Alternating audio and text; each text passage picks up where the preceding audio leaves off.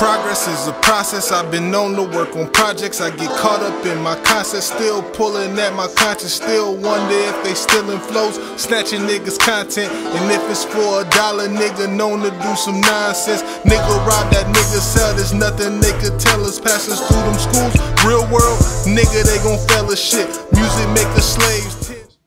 I'm like, bro, I do be losing shit all the time, though. Alright, technical difficulties. My fault, It wasn't his fault. We found the weed. This nigga Jordan took it on accident. Right. But you know what I'm saying? We trust our homies. We know it was right. an accident. But y'all gonna think what y'all gonna think, but since we already know it was an accident, y'all can't start no beefs. Well, we just gonna, you know what I'm saying? That shit would be crazy. But That's hey, how it dog, be, man. the But comments be going nuts. ring, ring, ring.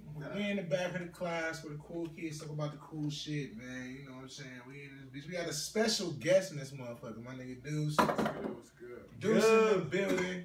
Big D.U.E.C.E. So is it D.U.E.C.E. It's 2.0? You Yeah, nah, really what it is it's D.U.E.C.E, which stands for Dream Under Every Circumstance Existing. So it's D.U.E.C.E. And then I went through a whole bunch of Instagram names and I just settled that D.U.E.C.E, like the re-up, you know what I'm saying, better than the last one, 2.0. So yeah, a lot of people just been calling me D.U.E.C.E lately, and I ain't really mad about it because I don't want people to steal my real name. Yeah. So it's like, cool, D.U.E.C.E is cool. Right. But eventually, at some point, I'm gonna break it down. And usually, like depending on the crowd, I usually break it down for them. Yeah. Depending like at a performance or something, I'll say something. But yeah, I get a lot of D.U.E.C.E. Like, it's D.U.E.C.E. Just D.U.E.C.E. Instagram names is powerful though, cause I do that to females. Like, you know what I'm saying? If I don't know a chick, like I'm like, oh, that's you know, that's how we do them. Like, you feel me? If we don't know your real name, but I know your Instagram name. But it's not even bro. Why I see Cookies and Cream at the club last night? Like, honestly, like Rainbow 37X and shit. If I don't like the whole thing, yeah, that's why I said like, dude, she feel me like the whole thing, like D.U.E.C.E. Like. Yeah, bro. That wasn't a lot to say, my nigga. I mean, sometimes I was like, but I like niggas like me that like to be extra going through that. Like, see me, I know you, so I still probably, even though I know your name is Duz, I'm gonna call you D.U.E.C.E just cause you the homie. I know you don't like it that much, but it's the Instagram name, the crowd. And I don't get mad, bro. I've had so many names, bro. D.U.E.C.E, D.U.E.C.E Wayne. Those Ghosts, bro. Like, I had so many names. Wayne. And that's not even the bad part, bro. The rap names was trash before that, bro. My rap names was Psycho T, Ray Rowley, bro, Clarence Thomas. So it's like, Ray Rowley. I'm glad to be Deuce, bro. Like, I'm glad. Nah, where did the acronym come from? Like, what made you break down Deuce and make a name? I've always been good with words, bro. And I can remember I was doing bad, bro. I just got back to school with my last semester. And they was telling me, like, my nigga, you not gonna be able to stay, bro. You gonna have to get your shit. You gonna have to go. I had just quit football, bro. So I'm like, oh, man, what am I gonna do? I can't quit football and take my ass back to Columbus, bro. And I was just laying in the bed one day, bro. And it's like, bro, you gotta dream under every circumstance existing. Like, no matter what happens. And I thought of that as a powerful message, bro. Like, no matter what happened, where you from, what's going on with you, bro, you can always dream, bro. And that's the gateway to being able to get into shit. And then I started doing my own clothing line called No Room to Fail. And that just meant, because at that point in time, nigga, I ain't had no bread, bro. I didn't have really a lot of options. So it was like, my nigga, you have no room to fail. Yeah. And since I dropped that moniker, I'm new with some new shit called Big Z. And it's believe in God and let him work through you. I know that's way too many words for B-I-G-X-Y, or B-I-G-X-Y, but the meaning of it is believe in God and let him work through you. So, you know, just kind of a transition phase from being in a place where it's like, God damn, bro, I can't never get shit right, bro. If I fail, I'm going to be fucked. To now a place of just believing in shit. You feel me? So even when you down bad, just knowing, like, you feel me? You know what I'm saying? Like you said, same guy back then. Same guy right now, same guy back then. You feel me? You always going to look out in the same way for me and just persevering through that. So I fuck with that. How long was you doing football, and then what ended up happening to when you stopped doing football? Shit, bro. Matter of fact, can I go? All right, yeah, I didn't know if you had a name like an alter ego, and I said your real shit. No, you can call me East Coast. East Coast, all right, cool. Mikey D. Yeah, you can call this nigga You can call me Mike D, Mikey D, East Coast. He was like, well, actually, it's Lieutenant East Coast. Listen, shout out to Kiss Mafia, 3rd Division. Like, put your patch away. Like, damn. Put it in one of them pockets, my nigga. Right. He was like, well, actually, start showing you his stripes. Like, bro, Damn, Purple Heart ass. Hey, Lieutenant Corporal East bro. Coast. First of all, nigga, if you had a Purple Heart, nigga, you got it. If you got a Purple Heart, you got a bag, nigga. That's how doctors Bro. is. I said, "Oh, thank you so much, Mr. Legal Witness." He was like, "It's doctor." Doctor. Right, They bro. always like, you cunt bastard! I don't give a fuck how long you went to school, my nigga. That's exactly Fuck what how they long feel. You went to school. They gotta my pay nigga. all that debt, so they like, bro. Bitch, that's your everybody fault. gotta call me Be doctor. doctor, yeah. I don't give a That's fuck. your fault. That's what you I'm wanted to okay do. with it. I'm okay with it. I'm still not gonna call you doctor, Doctor, right. but I don't know why niggas How would be that- called doctor and you not a doctor, bro. Like, flat out. Well, it's like Dr. them Dre is is a doctor. psychiatrist. But I'm just saying, and that's help. I'm talking about, bro, you Nah, teach but a a regular class, psychiatrist, bro. psychologist, well, Dr. it Carter depends. was It a depends, doctor. though. Like If a they- math teacher, bro, and you doctor, whatever, no. But Fuck then that. if he went to, that's what Kevin's saying. If he went to school and you get that, because it's like, I know it's the 10-year one. Like, you feel me? Yeah, So you get your your associates master's, is 2, yeah. your bachelor's is like 4, your master's is like 8, and then Doctor. after that, your doctor, your PhD But- and shit like that. To me, it's like wanting to be Law. called an OG, bro, and it's like you not an original gangster. Bro, man. that's exactly what it is, but that's the legal terms, like I'm a just- doctor. But I'm just saying, That's bro, the- like, it's niggas who been out here in the streets for 20 years wasn't no gangster. You a different type of nigga, bro. You an old head, but you not an OG. Nigga, doctors fix shit. If I run, bro, like, oh, that's Dr. Liverwitz, bro. I'm expecting this nigga to be able to tell me what's wrong with my lungs, bro. Don't ever trying to tell me no philosophy, nigga, like I went to school 10 years for English. Then, motherfucker, you a librarian, nigga. Fuck out of here. Damn books. I love Nigga, it. fuck up, bro. You not no doctor He of said shit. doctor's supposed to be a big shit. Yeah, But, big shit. I mean, maybe he might be able to say he's a psychological doctor. You feel me? Like, fix your mental issues. Or if You he feel an me? English teacher, Different like, nigga, I'm a You know what doctor I'm of fixing saying? out motherfucking badass vocabulary. Yeah, man, Hey, I'll fix your fucked up ass rhetoric. What? Like, oh yeah, nah, that ain't gonna work. Nah, You rhetoric, said- bro. You gonna make me square up if you try my rhetoric. But see, but you probably articulate yourself well. He probably see hear some shit like, the fuck was that? Like, this nigga needs suntan. The fuck did I went this to nigga school just in say? the country, bro, so you can imagine the shit you hear, bro. Like, some of these people ain't never seen black people before. Some of these niggas don't know what an iPhone is and shit. What school did you go to? I went to Morehead State down in Kentucky, bro. And they like, let me see your music machine. I said, my iPhone. What? Now shit, that damn music machine in your pocket, turn that shit off. Pay attention. I'm like, Your Music machine. I would've He walked still away. thinks an iPhone is an iPod. He Yeah. never even heard Bro, that they went from iPhone. something Put past your that music shit. machine down, Mr. Kevin. Exactly. Machine. I'd have just got kicked out that day. I didn't even like, what the fuck you just said? I'm Nah. not, bro. I can't clearly learn in this First of all, environment. These nah. niggas is in like 1940. I would have put it bro. away, but I would have been laughing so hard, bro. That would have made my day, like a But you- music machine. but you got two different types of teachers. See, you got that teacher, and I had a teacher like Everybody Hates Chris, who will always ask me about the hood. Like, she kicked it out of LA, her son lived in LA. She cool as fuck, but she always just would kind of test your shit, bro. Like, she'd make you do some shit. Like, for my senior project, she wanted me to do a rap video. And I did hella raps for her, but she made me rap for other black teachers. Like, let a black teacher be coming on any given day. That's how I got good at freestyling, bro. Cause you best motherfucker be ready, bro. Don't embarrass me. You are a token nigga, and you gonna get out Right, here. you black, you Wow. said you rap. Then get the motherfucking work. And Doc Yeehaw! she actually shit like, could you tell me something about the hood, just an urban environment? Like, you're a beautiful black man, beautiful and black, like shit like that. She wanted you to lay her down by the fucking riverside. She said, "Take me to the land of Bro, milk she and was honey." trying to be from the story, so when you blow up, she's like, I was there, I'm the one who Right. helped him. I used to told teach him. him. I used to make I him was putting him rap, on man. battles right on the spot. Listen. You know, man. I seen this English teacher come in, I was like, oh, you think you're sweeter, but vocabulary, watch, battle him right now. Listen, I did man. battle right there. Doc and Tim Creekmore, them was two of the professionals bro, that seen me through. It's like, you can check it out. Damn, brother, like a transaction, but really it's just that nigga's weed, bro. He They don't both know look exactly like- They definitely did, but that's definitely yours. But yeah, nah, shout out Doc and shout out Tim Alright, Creekmore.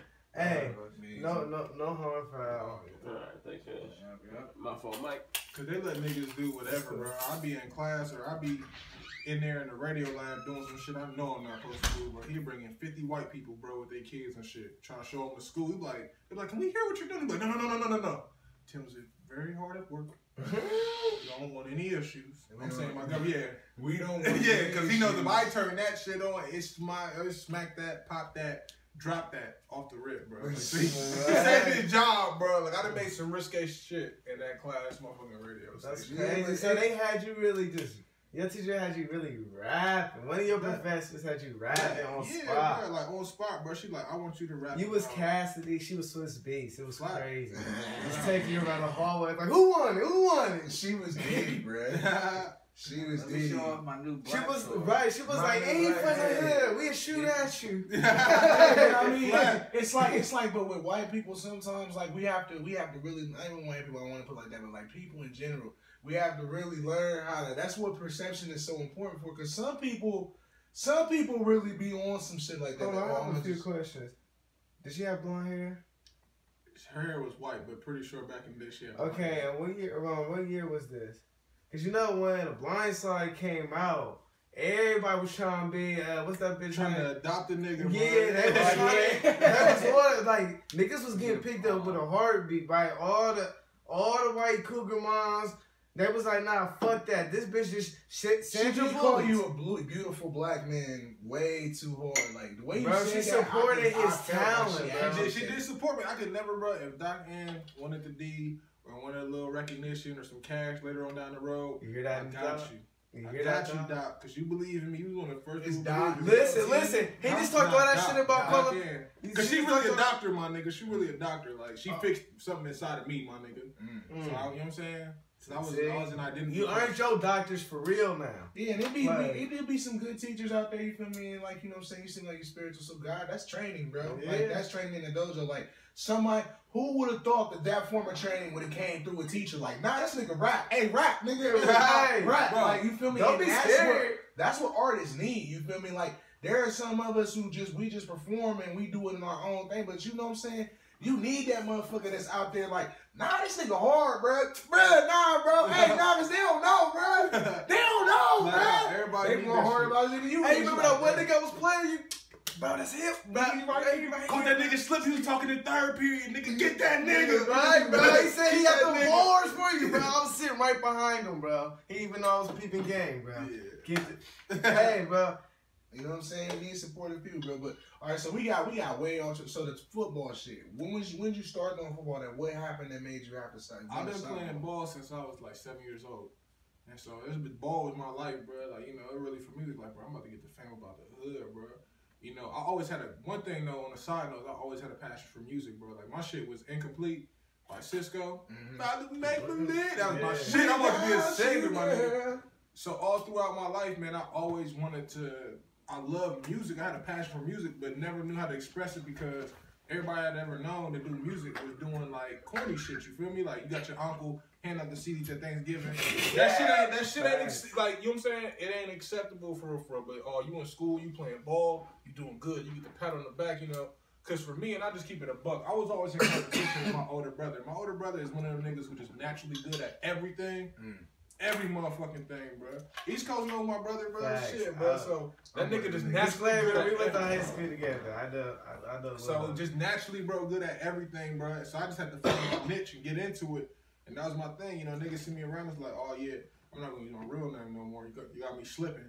But Deuce, although it wasn't Deuce at the time, Deuce, bro, he played ball, bro. He in school. Don't fuck with that nigga. He a ball player. Be out in the neighborhood, old heads, but oh, bro, I seen you in the yard working out. See you putting the work in, you gonna be something one day. You know, that shit felt good. So fast forward to college, bro. I broke my arm my senior year of high school and going to Morehead State, which was one of the best things that ever happened to me.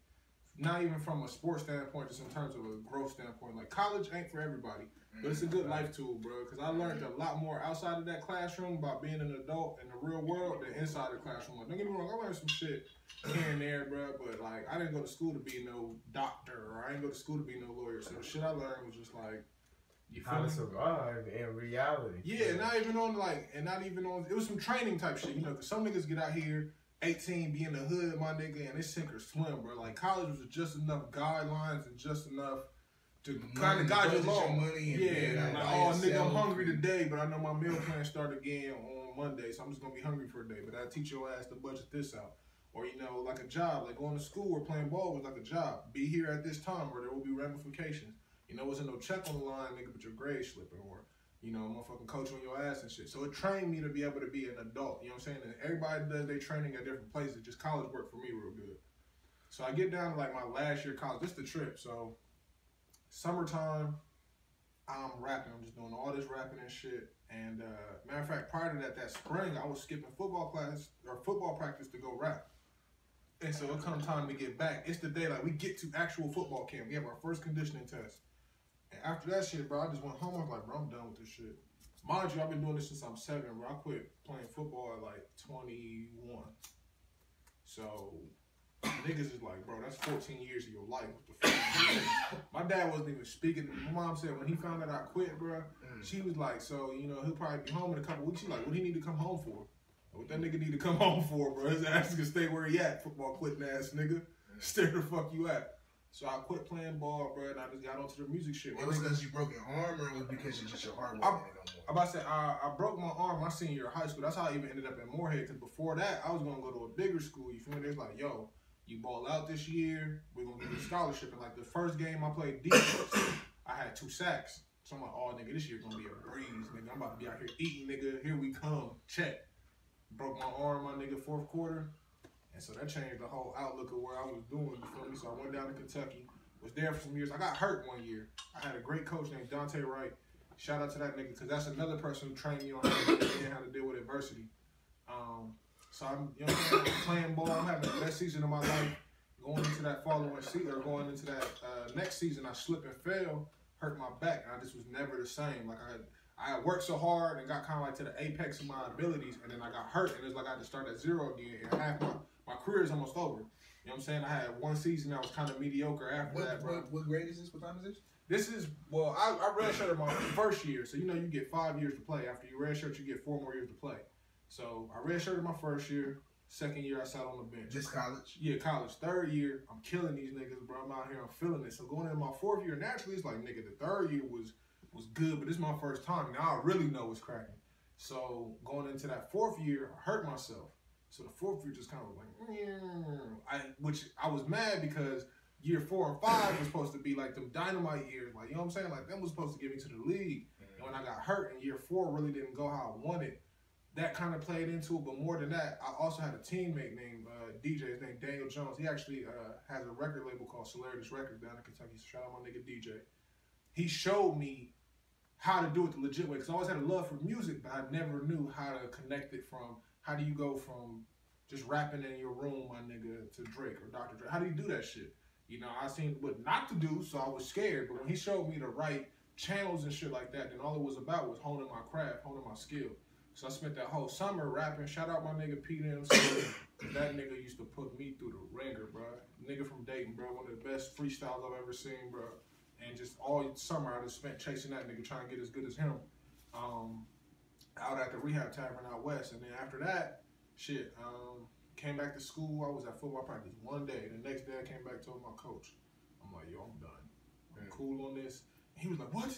Are you serious? Like, come on, I brought you in. I brought you a funny ass story too. The whole rest of the season, he kept on talking about how I quit, but he wouldn't say me by name. Cause all my homies still on the football team, they like, bro, that nigga spazzed about you again. I'm like, what'd he say? He said, a 5th year senior quit. A 5th year senior. Like, this nigga just started yelling out of nowhere, bro. He's like, bro, what is that? He probably was hurt just off of the strength of like, cause people, and I'm gonna try not to get too, but in the Bible they say, you feel me, like, you know what I'm saying, people, you gotta really keep your dreams and the shit that's inside of you sometimes to yourself, because if you tell certain people, they talk you out of that shit. Because they don't have the conversation with God that you have with God. If God tell you that this is some shit that I want you to do, other motherfuckers didn't have that conversation, so they don't really know what the fuck you supposed to be doing. They can only see just like with your dad, which is I wanted to get on that point and ask things about that, because I was watching that state podcast, and it was another dude who was a big football player, and he was talking about how his whole life, football, like how you said, was like his validation. You feel me? Like you said with the music and shit. Passing out your music on Thanksgiving, that's frowned upon. That shit corny. Big football player, all. Love that. That's the shit. That's the shit that gets you the love from your family, from your women, from everybody. So, in certain respects, you're adhering to what other people want out of you and see from you, and you like, well, this is what's getting me love, so let me do that. Even though in my heart I really want to do this, but I'm gonna do this because this is what everybody else want me to do. So What I want to ask is, what is your relationship like with your dad now, if I may? Because if you, I mean, as a parent, I don't know if you're a parent. I'm not a parent. So you feel me? When you're a parent, you only want your kids to fucking succeed. That's what you want. You want the best out your fucking kids. You want them to fucking kill shit. And if you see that, that's my seed. Out here smashing shit. You feel me? And now he a 5th year senior to quit. Like I said, he didn't have that conversation with God that you had that said, no, you going to be great. You're just not going to be great in what the fuck they want you to be great at. And I think so. I can tell you right now, me and my dad's relationship is great. Good. But it took some growing because me and my dad growing up, you know, I was raised in the house, and I want to speak about more of that later in the podcast because that's my whole thing about the music. But I grew up in the house with a mom and a dad. You know, married. I got 9 brothers and sisters. There's a fuck ton of us. You feel me? And my dad just is like our rock. Like, you know what I'm saying? Like, well, no, that's a lie. Our mom is like our rock because without her, the shit wouldn't move. Like, when shit get crazy, we all just latch on to her. My dad is a very strong man. To this day, my dad probably for the last 5 years has worked no less than 60 hours a week. No less. That's a light week for him. Like, oh, Dad, you off today? Yeah, I'm off today, son, but I'm going back tomorrow at 4 a.m. to get that 4 to 8. Oh, 4 to 8 a.m.? Nah, 4 to 8 p.m., nigga. You crazy. Right. But he took a lot of time out, and that was just the way we bonded, man, was just through football. You know what I'm saying? Like, we didn't always see eye to eye because I realized this from talking to a lot of fathers is that, especially when you feel like your son is like you, when you don't want to look into that mirror and see them doing the same shit you was doing. So you try to eradicate and cut the shit out that you was doing out of them as soon as you can. But one thing I was trying to tell my dad is like, yeah, me and you are a lot alike. Same name, same, you know what I'm saying? Same temperament and stuff like that. But I also am influenced by my mom heavily. So some stuff that you worried about me doing, I'm not going to do just because me and you was raised different in 2 different time periods and 2 different situations, you feel me? So growing up, we kind of had a headbutting thing because I'm the type of motherfucker, you got to show me that you're smarter than me, you feel me? And so I spent a lot of time bucking everything he would say, but he was kind of like my personal trainer. But he just put up money that, like I said, working 60 hours a week, but a lot of that was so, you know what I'm saying? I had the shit I needed. You said 9 brothers and sisters, so it's 10 of y'all? It's 10 of us. How many of them still live in the house right now? Shit. I got 2 sisters. My little sister live in the house. My little brother Isaiah live in the house, and then my baby brother Easton live in the house. I want to try to be only a person. Oh, no, see how much, because I'm like 10 children and it's a a woman. lot. That's a lot. That's a lot to support, and he's that's the only a heavy one workload. Yeah, and he's the only one. You know what I'm saying? Working, you feel me? But that's because him and my mom. Because your mom, yeah, she holding down the fort. But also my mom a hustler, so she'll, you know, whatever she got to do to make ends meet, whether it's stretching a check or like I remember. Shit, my mom that sold cheesecakes, that ran a day camp. You name it, my mom that did every legal hustle you could think of, bro, to come up with the check to bring it back home, bro. We didn't do that. I remember my dad, this was started my dad's like 60-hour days. He used to get up in the morning, probably around my senior year of high school, he used to throw the paper and then he'd go to work. So he'd get up at like 5 in the morning throughout the week, throw it from 5 to 8, go to work from 8 to maybe like 6, come home, chill for a little bit. If I didn't have no football shit to do, see, because if I had football shit to do, then we in the weight room, we in the, whatever it was. Did he work out with him? Yeah, he would work me out, you know what I'm saying? Like, when I was playing tight end, he'd throw me the ball. When I was playing linebacker, you feel me, we was doing the drills. Me and my dad had some crazy moments, bro. Shit, I remember he took a semi-truck tire. He had took it from work. But it's been so long ago, hopefully it don't be no problem. But they gave it to him. And so that's what I used to use, like, flip through the yard and tire drills. And so one day he took us to this hill, bro, right off of South High Street, bro. He put the tire at the top of the hill. He like, yo, this tire Adrian Peterson. If you can stand at the bottom of this hill and stop this tire, you can stop Adrian Peterson. I'm 16, so I'm like, if I can stop Adrian Peterson, can't shit get by me. He rolled that tire down the hill, that shit hit me. And I hit the ground, but I'm like, at least I stopped the tire, nigga, so I'm cool. That tire rolled another 30 fucking yards, bro. Then he's like, all right, let's re-rack it. Brought the tire to the back to the top of the hill. The next time he pushed that shit down, I just kind of stood to the side, tried to push it. I was like, fuck it. By like 3rd or 4th time, he said, just don't tell your mom. Just don't tell her we did this shit. So that's me and my dad's football relationship, bro. Always doing crazy shit, trying to take it to the next level and shit. Like, that's hard, though. but he was a good dad. Like, I was right before I went to high school, my dad probably, at this time, he weighs 260 now. He probably was weighing close to 300 back then, and I'm 13. And he's like, you playing with grown men now, and I'm a grown man. So I'm going to take the ball, and you going to tackle me. This nigga was mauling my shit. He said, all right, now you the ball carrier. I'm going to tackle you. This nigga is dumping me on my neck. No equipment or nothing, bro. It was just, but he was passionate about it. You feel me? So when I quit football, all them years, all that time, all that passion. That shit hurt his feelings. That hurt more than anything. Probably hurt his feelings because now my dad's one of my biggest supporters. Now he also says now he like, listen, this rap shit, I respect it. I love that you're doing it. I love your music. But until you start getting paid, you know, I took it wrong way at first. He said it's just a hobby, and I took that the wrong way at first. Like, oh, you trying to discredit me? But what he was saying is, you still got other business to handle. You got bills to pay. You got other shit you got to do. He said, if you want to chase your dream, but also still remember you're a man, and with that comes certain responsibilities, paying your bills, you know what I'm saying, pushing your own way and shit like that. So me and my dad's relationship is great, man, because I understand him now. You know, back then, I'm just like, I don't get this nigga, bro. As I grew into myself and just grow as a man, I'm like, that's what he talking about. This the shit. So now when my dad say some shit, my dad is a man of few words. You might get like 10 words of advice from that nigga. So now when he say that shit, I just be sitting there and listening like, more. What else, Dad? What else can I do?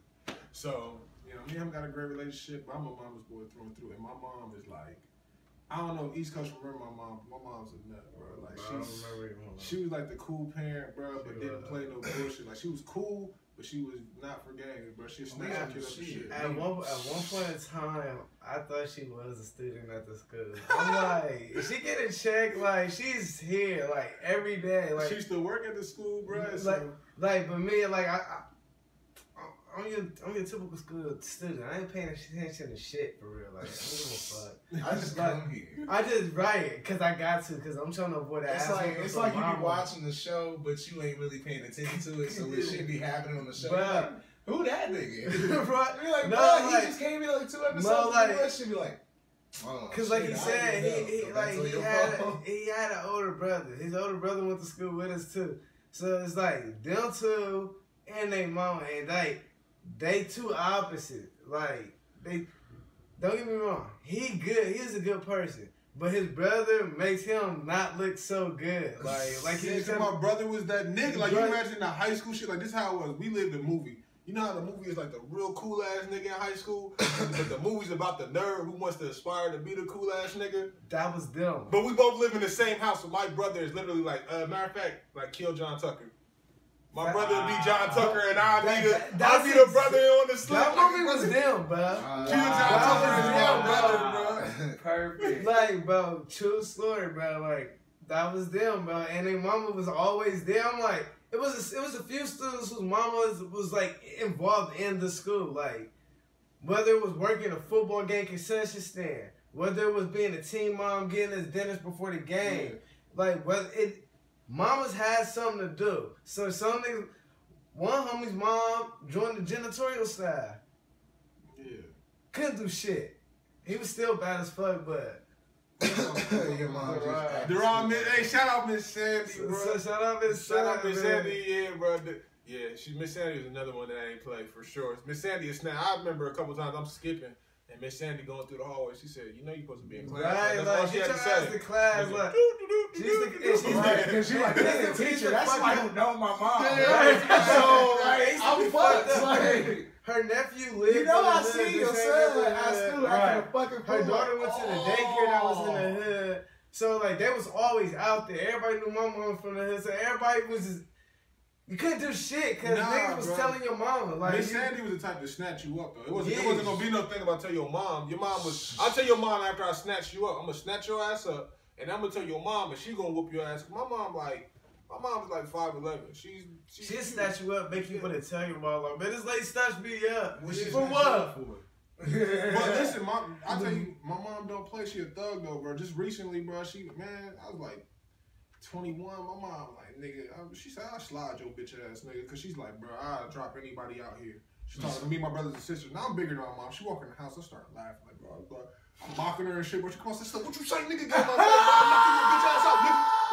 What's good, nigga? You know what it is. I believe it. I believe it. The fear of God. Bro, just the other day, bro, like when I first moved back, I got kicked out of my mom's house for doing some stupid shit, but I came back. She's like, what, you little bitch ass nigga? She said, nigga, I'll beat your motherfucking ass. You a bitch made ass nigga, bitch. Bro, then she gets in her car and drive off, but this is her and she's driving off, bro. Puts her hand out the window like this, and she swears she didn't do it. I put it on everything, bro. Bro, I put it on everything, bro.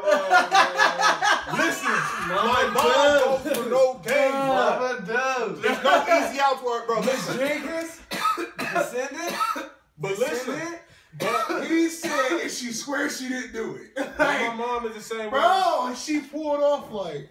But listen, my mom's the same She one. forgot who you was, bro. Right, She black. at that moment she Niggas blacked say out. they black, bro. She black. My mom's a nut. She called you a bitch 3 times consecutively. Not just a bitch, but you bitch made, bro. You bitch. So Right. now I'm looking like what? Facts, bro. He said, I'm just a bitch, but you bitch made, bro. Like, you ain't got no Mom. heart, bro. She poking me in my chest. You ain't got no heart. But my mom is that type of person, but at the same time, she got a heart of gold. She almost got kicked Oh, I out of, believe you. she almost got kicked out of Sam's Club, bro.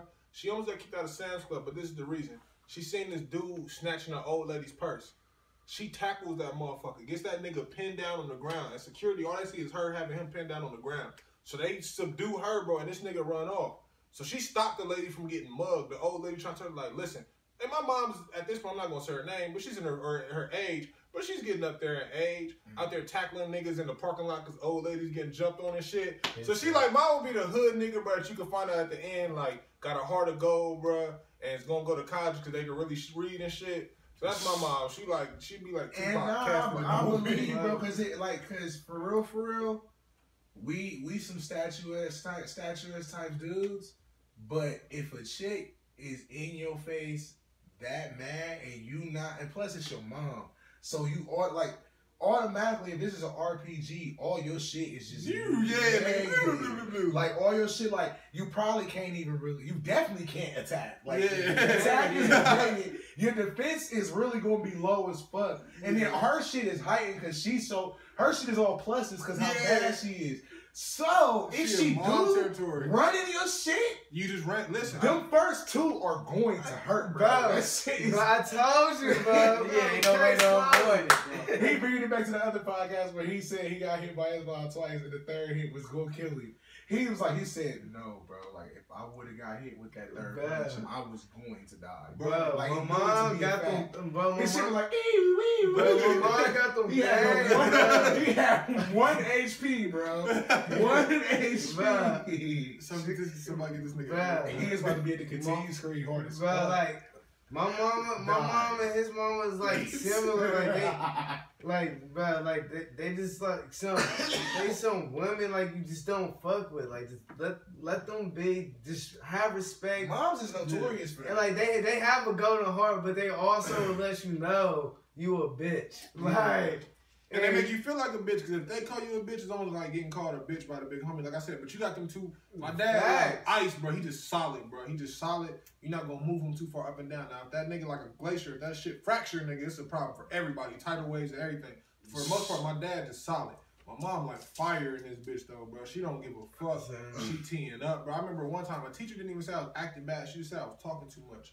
And my mom was like, oh, so you talking in class, huh? And I went to go talk. Man, all I seen, I don't know if you've ever seen the last Batman movie, the old ones, with, I want to say George Clooney, bro. And it's the first scene where Batman whipped his cape over Mr. Freeze and then beat his ass. And all you see is Mr. Freeze laid out. All I seen was my mom's big-ass black winter jacket. And I swear I caught like 100 shots, bro. Nigga, when her shit came back, my nigga, I was laid on top of the mail stack and shit. And everybody hear me getting wailed on, bro. So I walk out the office. I gotta try to play it cool, bro. I walk down. She beat you up in school, bro. On the mail. On the mail. So on listen, the what mail. grade is this? This is like 9th grade. So listen. So I get up. ain't gonna care. My mom beat my ass like the 9th grade too. I walked through the hallway, bro. Bro, we was independent, bro. Parents was allowed to whip your ass. Bro, parents to get She hit you with some dirty old school shit too. She put a hood. She did the Akuma shit on that nigga. Yeah, I'll be a flashing light and like Cause the teachers know you gonna get fucked up, but they don't know the extent of how fucked up you're about to get. She said, and then like woke up on the mail, my nigga. Listen, I just see my nigga like, love the parents who want to get involved. So all it took was your parents to be like, nah, what this motherfucker doing? Retaliate. Listen, bro, but here's the thing. I get halfway down the hallway, bro. This is the craziest part. It's report card time, bro. Oh, listen. No, listen. No, because I was a straight A student. Okay. But it's report card time, so that stack of mail is people's report cards. Why I pull somebody's report card out of my back pocket? My mom had whooped my shit, bro. I had fell on the mail, bro. Somebody's report card that got stuck in my back pocket. That's how hard she was hitting me, bro. I get midway through the hall. I know somebody probably got in trouble. They probably was lucky as hell, bro. It was around Christmas time. I looked at that shit, just threw it to the side, bro. Just walked away, You bro. saved somebody's like Shanice Jackson. Fuck it. Like, you might have got the honor roll. You ain't never gonna be able to prove it, cause I just do that shit away, bro. You never know. You never know. Trash. Yeah, man. Like, bro, shout out to mamas being on their children. Like, from me, like I ain't gonna cap. If it wasn't for my mama, I wouldn't have graduated. Like, literally, not because I'm dumb. It's just because I really didn't give a fuck about school. Like, I was introduced to too many other things in school during the time I was in school. That was like, listen, bro. School be a breeding ground for all the bad shit all the bad habits you pick up. You're like, where did you learn that at? School, nigga, it goes down. Like when I say like school, like well, at the high school we went to, you could have lost if you was a virgin, you was losing your virginity at school. You ain't never smoked, you smoking at school. You ain't never fought, you fighting at school. Listen, whatever you ain't never did, you gonna do get it it at school. Like you want to Vegas. do it. It's a sense like Vegas. Listen, my nigga, I mean, I tell you a story about my nigga giving me some lean, bro. So this nigga gave me some lean at school, bro. He's like, bro, this lean. So I drank that bitch. I'm woozy as lunch. I'm like, bro, I don't know how I'm gonna make it. That nigga's like, bro, that's not lean. That's just pink lemonade, stupid ass nigga, bro. But the school was one of them schools, my nigga, where you fuck around, my nigga, and you could get some lean, bro. Yeah. But you can also get your education. Like, you can be on some smart shit. You can be on some dumb shit. You can be on some smart and dumb shit, bro. You feel me? You can get high for you the know what I'm first saying? time. Anytime that you're First waking up with everything. a bunch of different people in a fixed environment, you feel me? But like I really feel like independence was a fucking jail. It wasn't like me, I ain't look at it as a school. Like I just looked at it as a place to like survive for real. Cause like I said, my freshman year, I'm class of 2010. When I first came in there as a freshman, these niggas was like 30-year-old niggas. I'm like, what? We did have a 30-year-old senior, bro. This nigga name was Freddie, bro. Missing a tooth, bro. Bro, he be up here.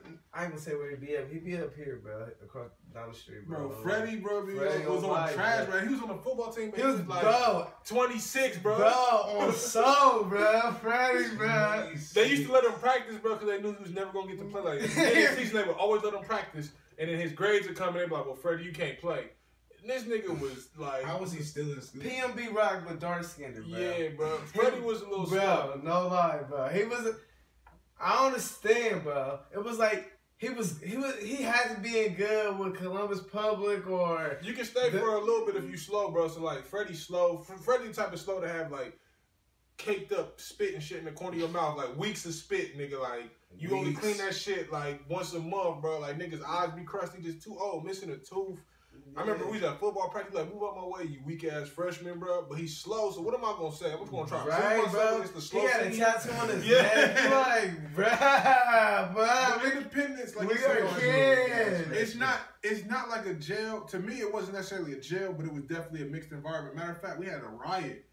It was. I want to say 09 or maybe y'all senior year. We had a riot. It's called the Thanksgiving Day riots, and the reason I know it's a thing is because my little brother was like, "Yeah, bro, cause I remember." There's this thing called the Thanksgiving Day riot. I said, my nigga, I remember that shit. He's like, you was there, nigga? Like, I was there for like the I don't know, the Declaration of Independence. Said, you was there? I said, hell yeah, I was there, bro. I was trying to talk to this bitch. She got suspended for 45 days, bro. Hell yeah, we on Facebook caking, bro. Like, I can't wait for you to get back. Right, bro. Like, she did a bit for real. Yeah, Like, nigga, like, she did this thing. They had, like, when I tell you, they had cops on top of horses outside, nigga. Like, it didn't, like, niggas fought.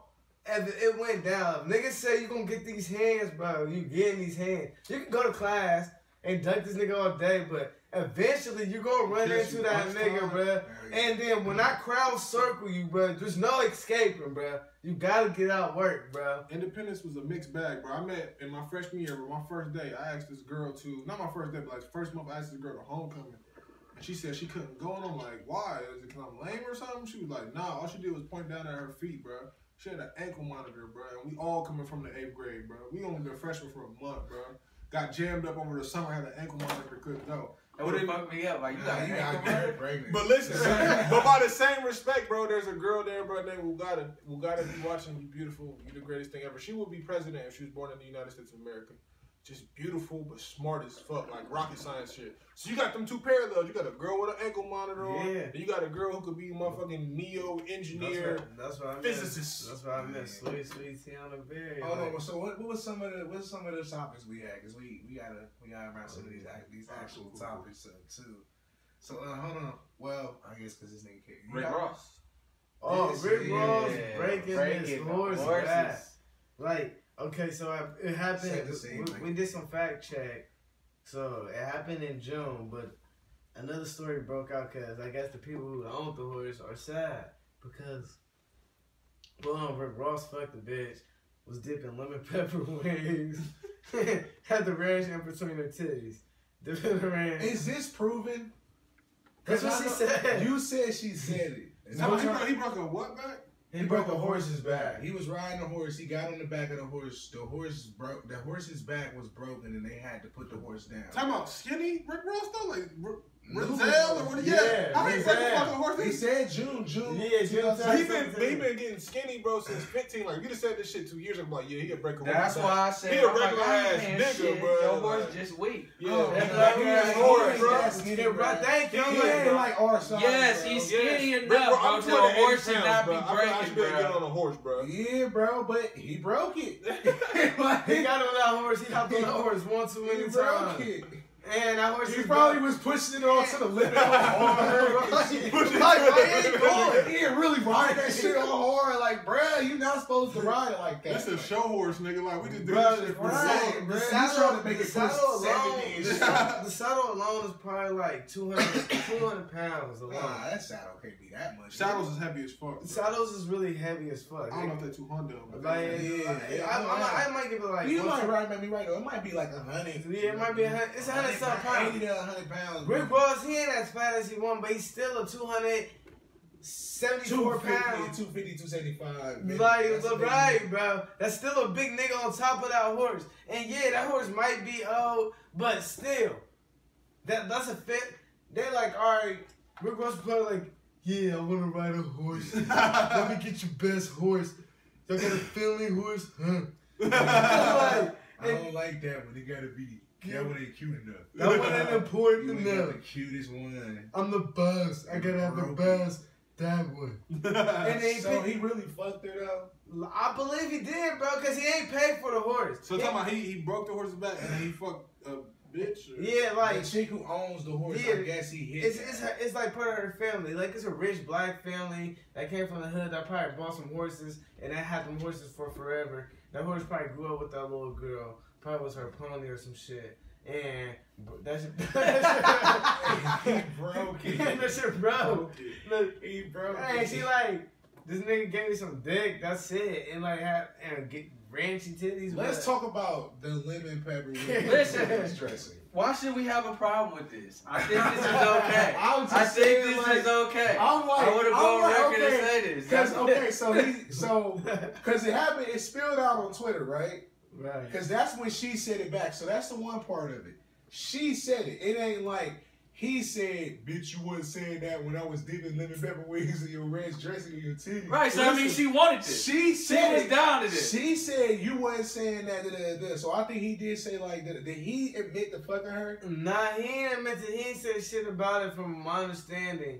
I ain't seen shit. Like I said, it happened in 17. They just came out of the I don't know. I'm just trying to figure out if they really did. I had to do more research on the topic, but from my understanding, like, Rick Ross, he not in it clear. I just thought the whole lemon pepper shit in the titties, I thought that shit was funny. How do you fact check that shit though? Get on Google like, bro, did Rick Ross break Yeah. the horse's back and then fuck a bitch? Yeah, cause And then also dip the lemon pepper in. You got to put all that in Google. If I was Google, I'm like, hold up. Google You asking me too much crazy no, shit, Google bro. search that shit. I'm pretty sure if you put Rick Ross dipping wings, it's going. Well, never. Nah, hell no. You Rick can't Rick Ross. Ross. Some fucking chicken. I think Rick Ross is the only You can't start with the chicken. You can't. Right. And fucking the bitch might be a hard play. You gotta start with the horse. You gotta find the name of the chick who has the issue. Right, because Rick Ross. Then you gotta do the Rick Ross. The location You gotta too. look Which them wing up. stop did you get them shits from, and what kind of ranch was it? Let's just talk Because he about called her Hidden Valley. She said he called her Hidden Valley afterwards. Oh my god. But Let's just talk listen, about this period. So, Kev thinks that he could definitely fuck a bitch within 30 seconds of dipping chicken into her titties, eating the chicken, and then going straight to fuck her. I gotta wipe my hands off. Yeah. I gotta wipe my hands off. Am I tripping? Dude, this bitch gotta get ranch. Listen, bro. Yes, I'm you licking do. my fucking fingers. I'm fucking that bitch. Right? Yeah. That's what's up. I'm licking my fucking fingers, and I'm good. I tried that shit So one you time. One chicken wing? That's what I'm assuming. Are we eating good? You done bust down. You done bust down on a 10-pack. All right, With so the hold loaded on. So we eating a whole meal. Yes, of bro. Okay, Kevin, bro, he poured. She said, you wasn't saying that when you right, poured it is ranch raw. dressing down my titties. So he poured ranch dressing down the middle of her titties and was dipping fucking chicken in that shit. So either he dabbed a little bit in the titty, took one chicken wing, Just to say, All right, so let's think and about then he this. fucked her. So if he- that is logical. I So can do then that, if he but did eat it for a meal, I can't eat one chicken wing. all the ranch was probably gone. He just ate a whole Bruh, stack of chicken. I can't, Like, bro. let's think about I this. can't rationalize that, my nigga. Hey, bro, I always gotta get more ranch though, and then I always Nah, get you know too Rick much. Ross ate like 20. Nah, he probably poured excessive amount of ranch. And you know how fucking tired she probably was sitting there while he eating Him, she was eating chicken with him, bro. Which is lemon Bro, pepper then wings. that bitch is scum, You said bro. it's lemon You, I pepper? could never. She was probably Was it lemon pepper wings? Then he said they fucked afterwards. It was lemon pepper, right? I'm like, how you fuck this So bitch that mean after Rick a Ross Twinkies? eats wet lemon pepper wings. I don't know. That's just. That's what I'm saying. That's why I was saying how Messy. messy this bitch gonna be. And Yeah, if this you is fuck her good. afterwards, you got shit all over your fingers. We're forgetting what we're talking Yeah. about. We're talking about Rick Ross, the biggest boss. But even with that, when you grab your dick and put it in her, you gonna get the sauce. Yeah, all bro, you over gotta your put like a dick. lemon pepper Bro, sauce. his Let that Lemon shit get in the head pepper of and your ranch dick. dressing. Let that Bro, shit his get in the head of stomach your is dick, catching bro. all of that, bro. He's not as He big as gotta he used to reach be, down. bro. He still and got all grab that it. extra fat, bro. I'm talking about his fingers. He gotta use his hands. You to eat assuming? chicken. What if this chick was laying down? Was she laying down when he poured this? I'm talking about the chicken. The But chicken. it's fucking Only way over. is if she grabbed it and put it in herself, and then y'all said she was eating chicken with it. What if he just Yes. wanted to hit it from the back, like right after that? It could. How is he getting his dick in her pussy, bro? You have can to stick his grab- ranch down there, it's just down. It's on his hands. You have to grab your dick. And Nigga, I'm put it- licking might my be doing like fingers. sheets What on do you her fucking back, mean? bro. Okay, licking your fingers First is of not all, getting all that what? over there. First That's of gonna all, tingle, hold on, bro. first of all- Ain't gonna burn her pussy all the fuck. You Yeast got infection, you bro. got That's ribbons dumb, of bro. lemon pepper and ranch dressing all over That's your a yeast fucking infection, hands, bro. and you just gonna put it on your fucking dick and then just put it in this bitch. That shit is nasty. That's First of all, I'm flipping her over. First of all, my dick is standing up. She got. I ain't ranch even got to shit touch all- my dick. So I you can get slide the- right in so that now shit. She got ranch titties all over the place. Bitch. Oh, yeah. Ain't It's my her house. bed. You rich. And I'm rich. What the Rich, fuck you throw mean? that shit away. But see, bro, I couldn't even, bro. My mouth got two molds, bro. Ranch dressing is not a sexy sex meal. Bro, yeah. Strawberries and chocolate and shit and whipped cream and shit. I could put some whipped cream on Listen, some pussy and lick that I'ma shit. tell you like I'm not this. putting no barbecue sauce on no I'm looking pussy. at this scenario like this. This is what I'm looking at. I'm looking at this. It's Put some hot some sauce chicken on on it. the right. I got See, I got some lemon pepper chicken sitting here, right on the right, Lemon pepper wet wings. and some ranch. I got a bad bitch. She walk in. Oh no, she the ranch- naked. Yeah. I'm turned on. Still trying to eat this chicken though. She on some freaky shit. She talking reckless. Baby. She talking reckless as Sit fuck down right real now. quick. I'm like, you a girl, you better. better quit. I'm gonna throw this ranch on your ass right now. Go ahead and do it. Who makes that threat, bro? I'm gonna throw this ranch on your Rick ass Ross. right now. Rick Ross. Girl, I'll fuck? put this ranch on your I'll put titties this and eat that ranch- shit all off your shit. Bitch. Nah, I couldn't even. I could eat some chicken out of it. I could put ranch in a bitch's titties and eat chicken out of it. I cannot I couldn't. fuck that bitch without her wiping her titties off. Titties is, my mouth has two modes, bro. It's food mode and then it's bitch mode, my nigga. Right, that's what So my mouth can't switch that quick, bro. It's like a 30-minute thing between me eating, bro, and then me putting my I mouth wouldn't on say the bitch 30 and pushing minutes, that, bro. But 30 at minutes. least like if I got a chick over and we motherfucking eating motherfucking some food together and shit. I'm not about to be eating my food and just look at this bitch like, damn, she's just so fucking sexy. Fuck this meal. Like, Yeah, that's what I'm saying, bro. straight into having sex with her, like, bro, I'm gonna eat my food first. I gotta eat some I'ma food, smoke something. watching TV or something, bro. I gotta do Then something. we gonna get this shit popping. Yeah. But and then even with the motherfucking the ranch, I dip some motherfucking chicken wings in the bitch's titty with some ranch. But I can't just go into the motherfucking straight. What's up with that? Yeah, but so we pretty much have figured out. Rick Ross fucked up. He broke that shit. We can't just be. You gotta wash your hands first, people. Wash your hands. So motherfucking Russell Simmons.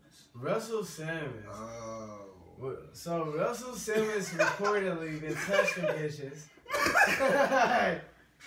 Allegedly, like quote unquote, in the words of my nigga Josh, allegedly, that nigga. I'm gonna say this. If it touches I'm not surprised only for the fact because when you watch Run DMC show and whenever Russell Simmons was on there and these two niggas was together, they was always saying some old random ass, some old goofy ass shit. He old, he yoga. Like you man. gotta look at Russell, bro. Like even his swag, bro. Like he got the fresh ass Adidas on, bro. Fresh ass fit, bro. You think Russell don't think he get bitches, bro? You think he really want to just First of all, they ain't Adidas, bro. They fat for him, John. They the shell-toe fat for him. See if I can get these joints. But them is his joints, but so if he do, he ain't corny for that, bro. He made them shits. Yeah, I'm not like, he ain't corny. I ain't never said. But I mean, I'm just saying. Young bitches probably do be seeing Russell Simmons like, girl, that's Russell Simmons. Like, they be trying to sugar daddy his ass. No, it's like, well, in his case, honestly, what I feel like what it is, it was one girl who thought she was going to be able to be a star. He probably see some potential in her. He probably groped on her during the yoga session so he can nut. A yoga session? He do yoga super hard, bro. He's a yoga geek, bro. So he was bending bitches, bro. Like, he been touching on bitches. This bitch, he probably Wait, do he teach the girls yoga, though? He probably do teach some And they girls. be coming to the thing to do yoga? Here's my thing about He's a fucking billionaire. Yoga is, like, really personal. Like, that's how the yoga instructors teach you. You feel me? Like, why are you saying... Like, sexual harassment, touching the bitch, that's personal. Like, no, that's how yoga works. Like, if you're not, I mean, doing your form right, they get up when you like, no, look, put this up. Why the fuck are you letting Russell Simmons teach you fucking yoga anyway? Because he's a fucking billionaire. Okay, and so he can make you a star. No. He had stakes. So I got a question. What's up? Would you let Russell Simmons teach you yoga? No. He a billionaire. He can make you a star, my nigga. Right. Come on, East Coast. But you want this podcast to go to the next level? Exactly. Russell gonna stretch you out like. Exactly. You're tense. You're right. Because the way you said it was like. See one of his sessions. How do we know he's not really good? And these bitches is just, like you said, playing their card when they can. Because I don't want to sit here and just discredit shit, but bro, like, okay. Let me first, see if I can see when you first told me, you like, Russell Simmons has been told to step down from all of his shit. This nigga Russell Simmons do big shit. I'm like, damn, another one bites the dust. That's already some bullshit because we got. But that's the thing. He wasn't told to step down. He stepped down. He stepped down before. Because that's why I was saying I don't even know what his allegations was because it never came out. He just stepped down. He stepped down before it even came out. Then it came out. Listen, bro, I feel like this is how I feel. A couple things. One, when I first read the story, I heard this nigga was using another famous nigga's name, bro. Like he was telling bitches he was Brad Retner touching. That's why I tried to look up and find what the story is. So it was now, some shit like that. But secondly, bro, like East Coast said, my nigga, I feel like motherfuckers probably thought they could be a star. That nigga Russell Simmons a cool ass nigga who like young bitches, bro. That's his track record, bro. Kamora Lee was like 17 and a half when he got with her, bro. He gonna push the line on some young pussy, bro. He gonna go for it. And the thing is, like, as a woman, no woman should ever have to feel like uncomfortable or anything like that. But at the same time, I feel like don't cry wolf, bro, when you went to the wolf's den, bro. Like, you knew to an extent, like I said, and I don't want to get into this. People like, dude, sit down for me. No, I'm not. I got two sisters. I got a mom, bro. Right. Like I would never. But at the same time, if he really did do those things against their will, he should be in trouble. But but how it goes is, because it happens to niggas all the time in the hood, bro. You get you a little bitch, bro. You fucking with her, bro. And then when you decide you don't want to mess with her no more, now she want to run. She got a whole different story. Yeah, but she got, well, he did this to me, he did that. And it was like, bro, how you coming back 4 or 5 times to a nigga that done did some crazy shit to you the first time? Right. You know what I'm saying? Like, a nigga done groped you and you go back 3 or 4 times. Not to mention it's yoga. Like, why? And like I said, if it's really yoga accusations, it's yoga, which is personal. They get in close and fucking move your body and tell you how to do your poses. Secondly, if you don't like the way that motherfucking Russell Simmons is teaching you yoga, like you said, bro, I got sisters and a mom too.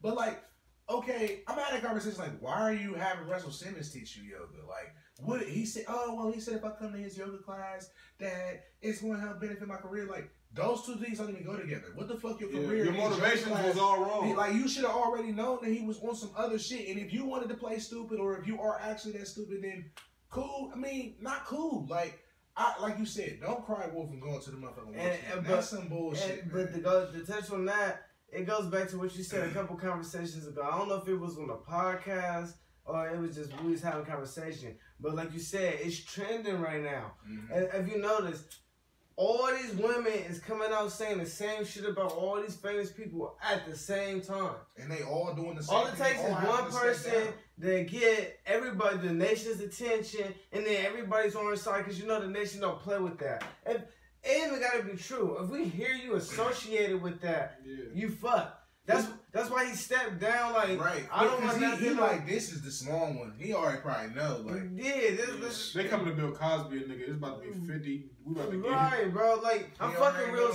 I'm Russell Simmons. Like, bro, my brother be on live television taking bubble baths. Writing letters to Jesus and shit. But before that, bro, I'm Russell Simmons. My brother wouldn't even be who he is, nigga, if it wasn't for me, bro. I was P. Diddy before there was a fucking P. Diddy. I'm Russell fucking Simmons. Yeah, but on another respect, though, that is a big part of it, though. Like, if he stepped down before the accusation even came out, then that means that this nigga already know. Like, you feel me? Like, he like, oh, he got me. Like, you feel me? Like, or you just, sometimes, bro, you just gotta know when to throw. My dad do this thing. I'm sorry to expose you, Dad, but I'm gonna expose you right now. It's the key to marriage. I'm gonna tell you niggas right now. My dad do this thing where whether he's right or he's wrong, he just goes with the flow. If my mom says something, he just go with it. My mom is light-skinned with freckles and used to have long hair. And she asked this nigga, do I look mixed? What, Mom? You look mixed as fuck. Well, my dad said, he didn't even look up. He said, nah, baby, you could tell you pure black. I said, for one, Mom's not pure black. But for two, you didn't even look up to even acknowledge it. He just going with the flow. So Russell Simmons is just going with the flow. But that's a big flow to go with. I know. I don't want to become Ezekiel Elliott, bro. Fight these niggas all this time and still catch my 6-game ban. I'm going to just be like, fuck it. I'm going to step down and maybe y'all leave me alone long enough. Right. And whether he did it or not, he was, like I said, just that being associated with your name. I'm a black mogul, bro. Right, bro. That can tarnish my name. I'm $1 billion entity right now. And, bro, I have two. It's almost to the point now where it's like, because, I mean, it's like, damn, is that, I mean, like, is it wrong to want to fuck bitches? Like, in like, I mean, I'm not saying grope women being inappropriate and shit and say too much. It's not. Like, I'm like, bro, bitches. But these niggas gotta understand. You can't holler at a bitch. It's not that. They be going for these super young females who got older females who wish they was in their spot in their ear, like, oh, he did this, he ain't gonna do this for you. But this is what you need to do. Since he did this, you need to say that he did this and this and this. Well, a female's word is really power, bro. This is what I'm gonna say, bro, because my dad taught me this a long time ago. And he said the enemy is going to serve you your bowl of beans. And whether that's a spiritual enemy like the devil or an enemy like your nemesis in real life. The thing is, bro, they going to catch you eventually. Like, you can catch some low-level rapper niggas with their vices of crime or whatever it is. And the next tier of niggas, you catching them because they doing some shit with drugs or da-da-da-da. But Russell Simmons don't smoke, he don't drink, he don't do none of that shit. So how am I going to catch this nigga up? How, as your spiritual enemy, if it's the devil's doing or if it's this man's doing, which then probably still the devil's doing. How can I catch this nigga up? Because my dad always told me that. He said, son, I don't got to worry about you ever doing no drugs. I ain't never got to worry about you ever robbing nobody. I know that's not you. That's not your bowl of beans. He said, what scares me, bro, is an issue with a female. Whether it's somebody saying something inappropriate about you. He said, even further than that, he said, because I don't even think you go to that length. You got a pretty good sense of when things is going bad. He said, but this domestic violence thing is a big thing. And I know how you could lose your cool. I know how your temper can get. You need to work on that because you can't, some shit you can never take back. I was in a domestically violent relationship, but the woman was doing the hitting, you feel me? But all it would have took is for one time, bro, for me to snap, go off, oh, nah, bitch, and da-da-da, and then it would have been a wrap. I wouldn't be sitting here at this podcast. I'd be down in Fayetteville County fucking... Right. Yeah, bro. The devil's going to serve you a bowl of beans is what I'm saying, bro. So we couldn't get Russ, bro, through drugs. We couldn't get him. He ain't going to fuck off his money, bro. He ain't going to do no crime shit. How we going to get this nigga? He love young bitches. We're going to go ahead and knock that nigga off with that one. Facts, bro. And the same thing, like, this nigga Bill Cosby, he came on NBC. They threw that nigga under the bus.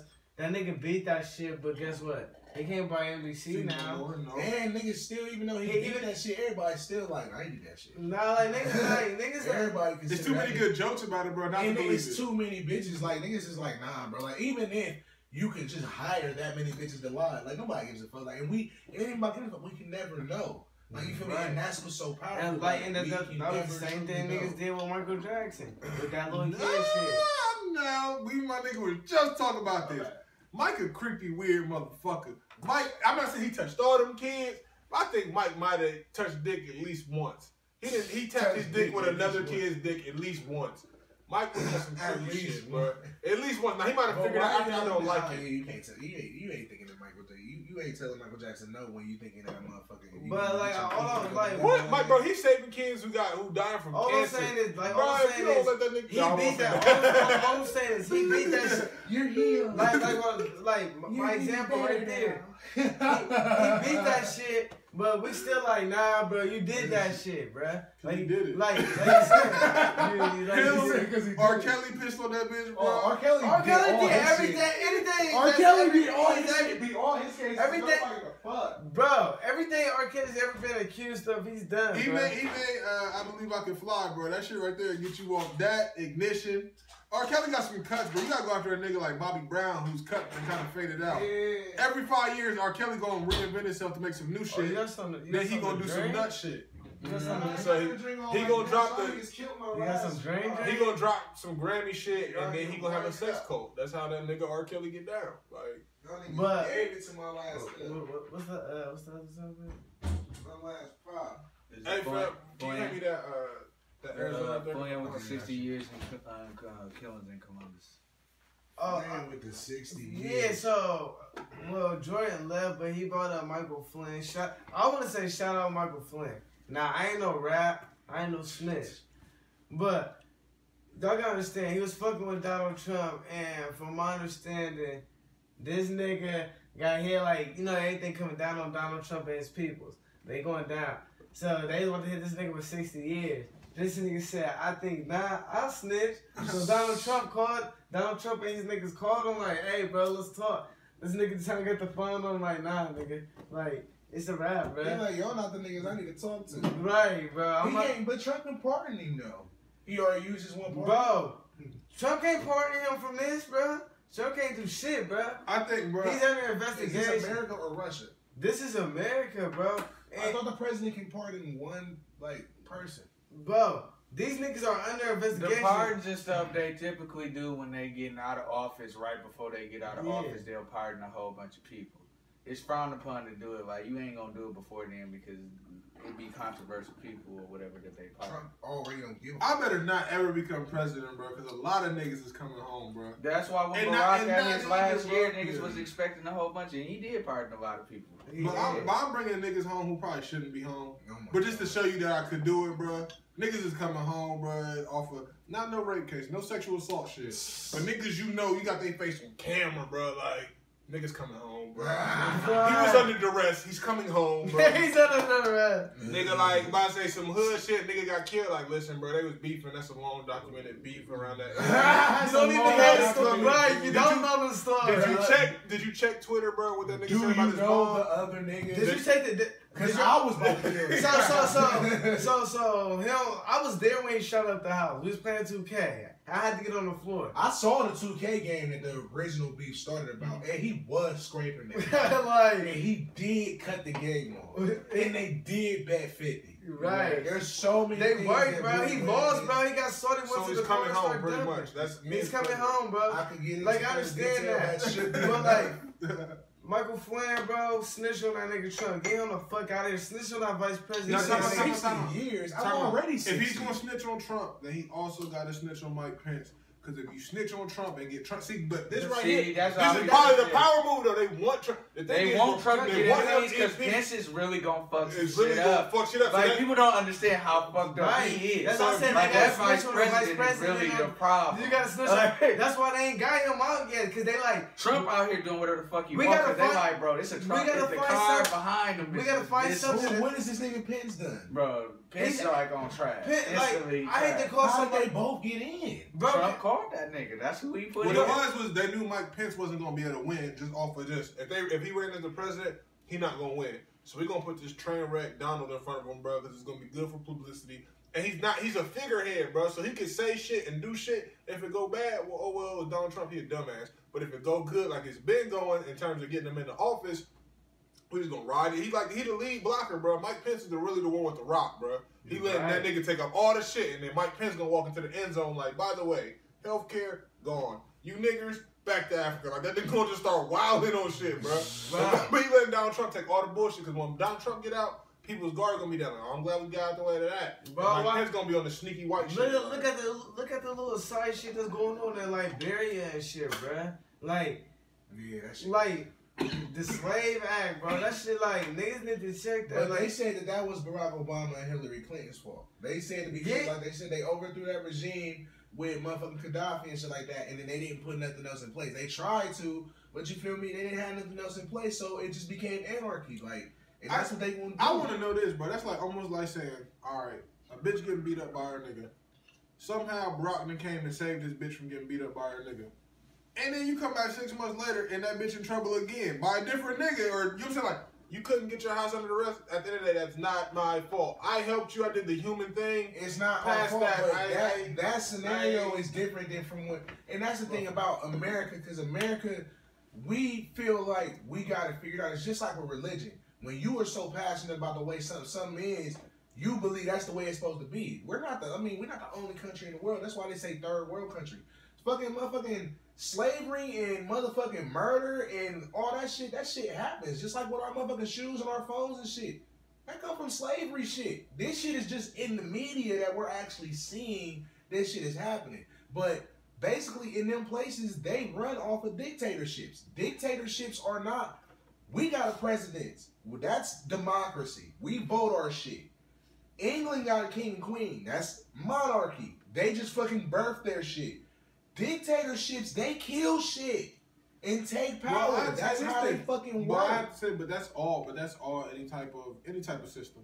Because you best believe they were monarchs, but there was probably some motherfuckers before them. King Richie VI and shit was in there, and they took that nigga up top and it became dictatorship. And the thing is when America but same thing in America, bro. Same thing with America, bro. Niggas die, niggas get killed. So much shit happen behind it. You gotta believe, bro, that democracy isn't as beautiful as you think it is, bro. Like, if it's really a democracy, if it's really all the things you say, then people's voices really will get heard. It's a system. You vote at one level, and then another level of people vote for some more motherfuckers, and then another level of people. But that's all debatable. We vote, all of us vote for one nigga, and then that one nigga's gonna go make decisions. But even down to that, he don't make the decisions. He got a whole cabinet. Oh, no, I'm not talking about the president. I'm talking about, let's say all 5 of us, or 4 of us, I'm tripping, vote for the governor. Cool. Now we're kind of out of the equation. We can only vote for what we think this nigga gonna do. Then this one nigga go off and start doing all other kinds of shit, because all it really is your word. Mm-hmm. Oh, I said I'm gonna do this, fam. You get up here, now you the governor, now you on some trash shit, and we don't even get to vote at the higher level of other shit. We just voted for this nigga because he thought he was gonna do the right thing, and now he decided, well, shit, I want to be on trash too. And it ain't like y'all get to get an individual vote every time something happens. But even with that, we have methods of being able to impeach people and get them out. The only thing that's so fucked up about our current situation is because, like you said, our vice president is fucked up. So we have to and let's think about this. We mad. But is they really mad about this situation? Let's just think about what Trump doing for the people our president. He pretty much trying to get rid of all the hidden agenda what white people don't like anyway. Closing the wall on Mexicans, getting Muslims out the country, straight killing us and acting like it's not even happening. A bunch of motherfuckers is racist. Like, right. He's cool with the KKK. The president is. Yeah, he said like, that's some they shit was marching. He was like, well, actually, they had permits to be marched. Did you know they had permits? Right. He defended that whole situation. But at the same time, and I was talking to somebody about this, sometimes, even though it's dangerous, everybody has their right to do them. I think as black people, what our issue is that we don't do us on enough. It's disproportionate. See, because that's cool. Let them people march. Let the Klan march. Because when I want to take my black ass and 60 of my niggas and march down some shit, don't say nothing. Let me go get my permit, and that's my right. So y'all gonna march, and guess what? Tomorrow we gonna have a march. And then what happens is we get mad and like they raid our shit though. They raid our shit. It be violent. They motherfucking throwing mace and shit, trying to figure out what the shit is even happening for. It ain't really a fair situation here. We ain't gonna cap like it's fair, but at the same time, it might not be fair, but it's like playing the game. It's like playing the game with somebody who, like, you know they cheating, but everybody, like, you can't really prove they cheating, versus somebody you, like, in, like, another situation where, like, they're like, nah, like, I'm blatantly fucking cheating. Like, I'm just going to start with 100 and you have 0, and then every time you shoot, you're not going to get any points. Like, it's two different games. It's been, like, in our system, and what I mean by that metaphor is, like, yeah, we say that we vote, and we always underneath the, like, well, I don't know if my vote really gonna count, and they be cheating, and they be doing that shit. But all of this shit is shit that they might say they can prove, but we really can't prove it. And we do have something, like you said, with Barack. We voted for that nigga. That nigga got in there. And also what you're saying is true about it is off of somebody's word. We putting all our face at one time for what a nigga campaigns for, basing that decision off how they gonna act for like 4 years. Yeah, but in these dictatorships, you feel me? That ain't no motherfucking, like, they ain't telling you how they is with shit. Whoever the most the good thing about dictatorship, killing the most there's shit. Not really a lot of good things, but one good thing is it could change any day. It's whoever got the quickest gun, bro. Because you dictate today, but when I spoke your ass, then that's what America did. We came in there and we dictated. We killed all them niggas. We got them to help, and they killed Gaddafi. There was no leader.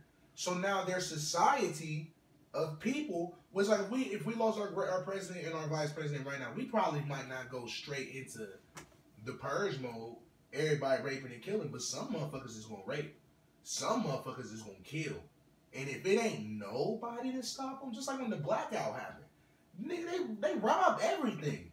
You think that shit happens for a consistent time period? Niggas ain't gonna. So wait, I killed that nigga last week and ain't shit happened. I killed that other nigga, ain't shit happened. And then all my, like, no, it's going to, and that's what is happening over there. Them niggas is on straight savage, taking, doing what the fuck they want to, and it's in part to the fact that at least when Gaddafi was in power, he was like, nah, I ain't gonna do that shit because I'm gonna come through with this type of shit. I'm not saying that it's right, but that's what we try and do as America. We always trying to force democracy on other countries that don't want democracy or don't understand democracy. Or when you do democracy, when we did democracy, it took us hundreds of years to get that shit right. Hundreds. We started presidents and still had slaves. We wrote in the Constitution, all men are created equal. And then we had the 3/5 Amendment, which meant that black people was worth 3/5 of a regular person. I'll put that shit in the song. Like, you feel me? Like, so you know what I'm saying? We was like, damn, we gotta make some revisions. We had to consciously do that, coming together as motherfuckers, whether shit was, because back then shit was still probably fixed popularity contest, who had the best motherfucking wig, all types of shit, getting their shit pushed through. But at the same time, it might have been flawed, but it still at the same time was kind of like some parts was able to work. And that shit ain't like, you know, like you said, quickest gun, biggest game, you feel me? Like, and until those societies want to really be a democracy and really want to move forward, and they really want that type of help, and then America actually, because that costs money too, that costs time. To have our military that's supposed to be protecting us over there and that dictate doing y'all shit, like, what's our payback for that shit? How y'all gonna compensate us for us holding y'all's society as a hand because y'all don't know not the motherfucking rape and pillage shit. I think like honestly, motherfucking pirates when it comes and down shit, to, because people want to talk about democracy a lot, really how we fix shit is just on a one-on-one level. Everybody just gotta be better, bro. Flat out. As people, we all just gotta do better and be better. Be a more humane society, be a more caring society, be a more cognizant society, bro. And kind of to take it off, I guess taking off subject and kind of, but that's kind of why I make the music I make, because I'm realizing that a lot of kids, man, I listen to my little brother's type of music, and he likes the little Uzis and shit like that. I'm like, why do you listen to this shit? But because that's the only thing that sounds like something he can relate to. I'm like, nigga, you ain't no trap star. He's like, but I know some.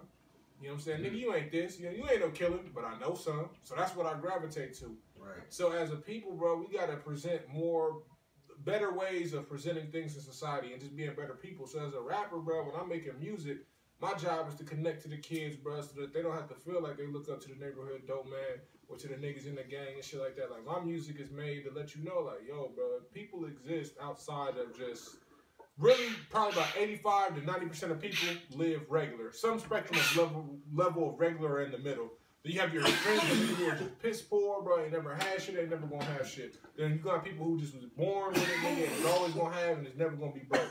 But for the most part, bro, everybody else is in the middle. You feel me? But we gotta learn how there's a spectrum of people, bro, just to be good. Not because somebody is broke do we treat them like shit. Just because somebody's rich don't make them evil. You feel me? Like, we all gotta learn how to just be better people. And I know that sounds like lollipops and candy rain, but at the end of the day, that's literally what comes down to. That's the only way we can really better ourselves, this country, this world, period. We just gotta work and better ourselves as people. Like, we, especially adults, as grown folks, like, and I ain't gonna say grown, like, from, like the Bible say, from the ages like 13, 14 up, like, bro, you know right from wrong. You know what's right, you know what's wrong. We choose, majority of the people choose to do wrong. It ain't no, like, I understand, oh, shit was fucked up, I had to go get it. I understand that. But some niggas be in good situations and choose that. Yeah. I don't be feeling bad for those niggas who go to jail. Like, I seen a couple homies go to jail, and I'm like, bro, the fuck was you doing, bro? You're like, you have a good life, like, bro. You chose this, bro. You wanted to be a thug. I can see if you was really in the trenches, you lived in the trenches, nigga, your cousin lived in the trenches. You just fuck with your cousin hard. You go over there, bro, all the time, bro. Because your parents is good. But that goes back to what we were talking about earlier. What we glorify. The glorification of being a trap nigga, you feel me? That's what's going to make, like, man, nigga, I remember when I started selling weed, nigga, my aunt and my mom was low-key geeks. I'm like, get the fuck out of here, bro. I'm in college, in high school, and y'all motherfuckers geek because I'm selling weed? Like, what? Start going through my sack. Oh, this nigga putting too much in his sack. Man. Oh, nah. Oh, nah. What is this? What is... I'm like, get the fuck out of here, you feel me? So it's all about what we glorify, you feel me? Yeah, but, yeah. It's some people, and that's the same thing that motherfuckers always have an issue with anything that comes out. Like, they want to blame shit on motherfucking music or on video games or on this. It comes down to households. It comes down to what you as a person are influenced by, your personal decisions, you feel me? Like, you know what I'm saying? Like, me, when I came up, nigga, what I was influenced by was motherfucking Dragon Ball Z and video games and shit. Them niggas told me, like, work for your niggas. Don't let nobody just be hoeing no shit. You feel me? And give niggas chances. Yeah, bro, some hero shit. Yeah. Have some restraint. You feel me? Like, you can be the strongest nigga and be able to whoop anybody's ass. I don't mean that you got to. And if you see somebody else want some trash, be like, look, bro, that ain't how we do shit around here, bro. Like, I'm gonna give you a couple chances, bro. If I gotta tap that ass, bro, then it's gonna be like that. You feel me? And it's just certain shit that you want to be influenced by. Now, if you know what I'm saying, just like if you in football or you in the hood, you know what I'm saying? It's like yeah, it depends on like where you come from, what your background is, your environment, environment, like, and like I don't blame hood niggas for I don't blame niggas for what they doing, but like I said, it comes to a point like, bro, in high school I was with all the super gang shit. I was with it all, bro. After high school, bro, I'm like, what's next? Like we gotta go get jobs and shit. Like, bro, we gonna be in the bank for the set and eat, nigga. Right, don't cap like we don't know some old ass still trying to trap niggas. Yeah, like no, we don't act like we don't, bro. But you gotta realize is you a real trap nigga or a fake trap nigga. What I mean by that is you about to say because you can't always go around because it's a business an ounce of weed, bro. Like the niggas I know who sell weed big time, bro. They got weed stashed off. Like, nigga pulled me to the side, bro. Like, look what I put in my kid's motherfucking toy box. And this nigga got ziplock, nigga, like ounces of weed ziplocked up, bro. Compressed. It's a business. You feel me? You can't just have 1 ounce and be a trap nigga, bro. You gotta be pulling in bricks, nigga. You still nickel and diamond at 47 years old and shit. Yeah, that's like you gotta really. And I'm like, bro, your business, even like when we hit Twists, I be looking at myself like I have my moments where I shine, and then I have like. I have to get to the point where I'm like, bro, I'm too old for this shit, bro. Like, I need to, in my situation, I done got myself in a little situation, but for me, with prayer and just faith, bro, it ain't nothing, bro. I just gotta get to it, bro, flat out. But, like, it's all about decisions. Niggas just be making the wrong decisions. Some niggas is hard-headed. I don't put that against you. But some niggas, bro, I do not feel bad for it, bro. Niggas that repeatedly go to jail for the same shit, Can bro. I say something though? Can I say two things? First one is, because me and my sister got into this a little minute ago. She's like, how do people keep on making the same mistakes? Like, it's easy once you fuck up one time to continuously. It's easy to have a fucked up life. People are like, bro, how do you fall down? All it takes is one bad decision. Right. You don't feel like going to work today. You lose your job. Your rent's due next week. So you go to hit a lick. You go to hit a lick, my nigga, you catch a felony nigga for robbery. Or worse, nigga, you end up killing somebody, you doing life in prison. Your life's gone. And that all could have happened in like a day. Literally. It's easy to fuck your life. What people don't realize is to build your life up, that's hard. And that's a day-by-day basis. That's on a day-by-day basis. So you say about you don't feel like... I can't say I don't feel bad for niggas, but at the same time, I can look at certain niggas, bro, like... right now, bro, I know a kid who at fucking 3 years old has already been homeless. He got a mom, bro, with motherfucking mental issues and shit like that. You feel me? Like, I can tell, bro, if somebody don't step in, that kid's life is gonna be fucked. And the bad part is his mom really do try. She a good mom. But you feel me? Says like, I don't feel bad for him if he grow up and be a drug dealer because you could have overcame that. How could I, bro? I was damn near born homeless, my nigga. It wasn't even a thing about, you feel me? And my mom ain't a bad person. She just been hit hard times. Her life went bad. So now my life started going bad, bro. And that's where you gotta start glorifying different shit. And the second thing is, real quick, I feel like everybody that's a kid, they should start showing Naruto in class. You should get like an hour of Naruto. Cause that nigga has the best moral system ever, bro. Like my brother was like, he's like, I'm Sasuke. And then my older brother's Itachi, bro. Like my little brother saying this, he's a baby or he 5. He's like, I'm Sasuke. And then Ellis is Itachi. I'm like, well, who am I? He's like, you're Naruto. I said, nigga.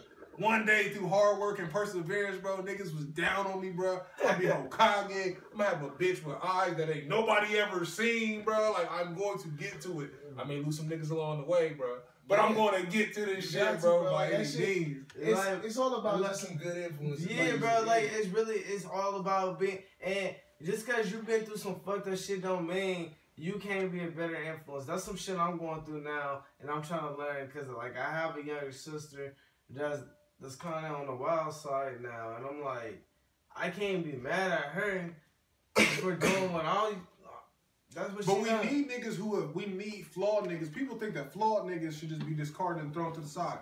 No, we need them people with flaws to tell kids, bro, that these flaws ain't that great. I can tell you all day, bro, don't smoke crack. But you gonna look at me and be like, nigga, you ain't never smoked crack. But let a crackhead tell you, bro, come to you like, come on, man, you shouldn't smoke this shit. Nah, I need to rock. But nigga, I'm stealing shit. I'm gonna have to suck nigga shit like that. That's gonna make you think like that nigga actually sucked a dick to get some crack. Is that what you want to do? Nah, it ain't even about that person. You need that person to scare you straight, but you need the person who done been through that shit. Like Jesus, you feel me? Like that nigga used to kick it with winos, but they thought Jesus wasn't wino because he was always with drunk people. But like that nigga Pac said to me, like you got to go into people's world in order to lead them out.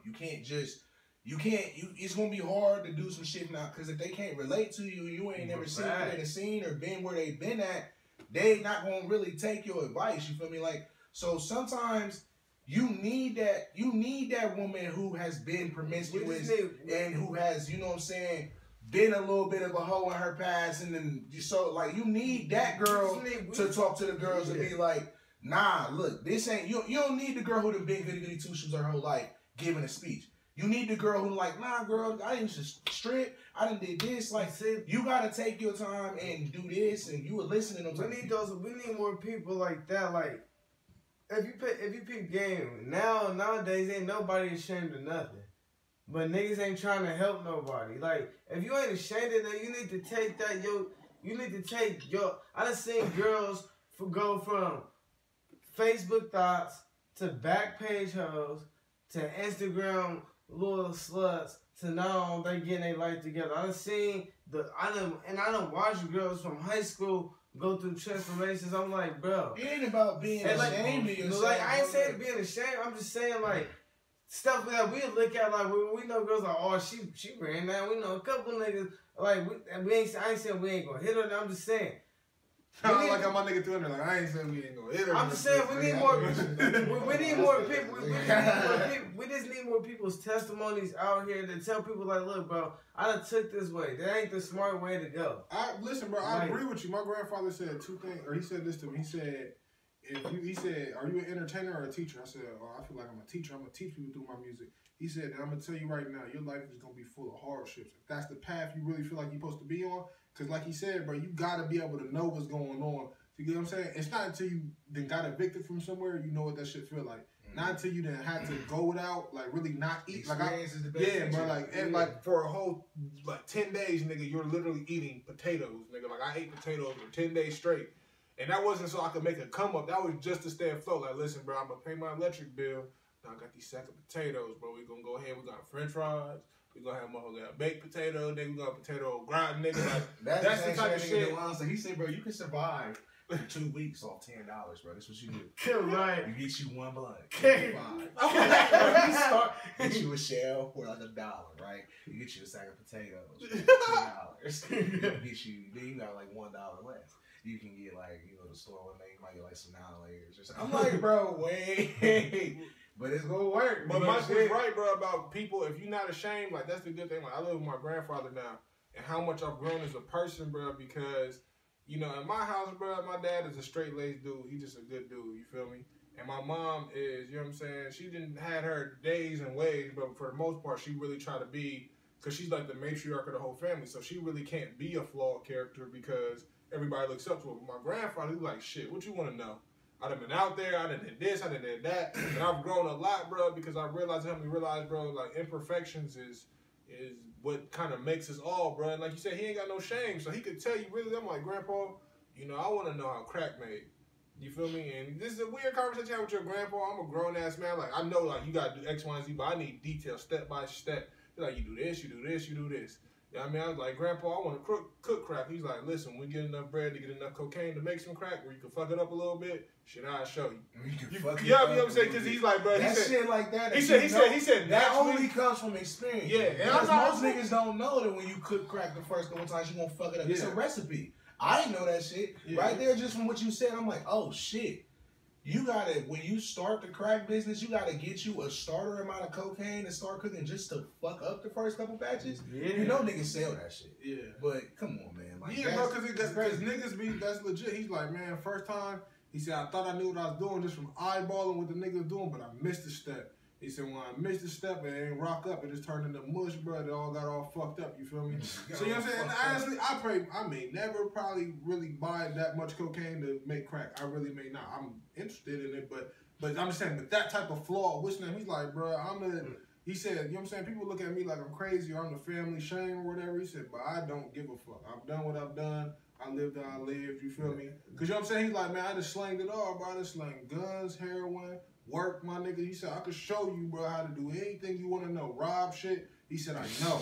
He said, but more than that. You can't even say that guy's not. It's like, if this was a video game, that dude would be a sweet character. Bro, my grandfather, listen, my grandfather is like a hood Indiana Jones. Like, you know like how Indiana Jones,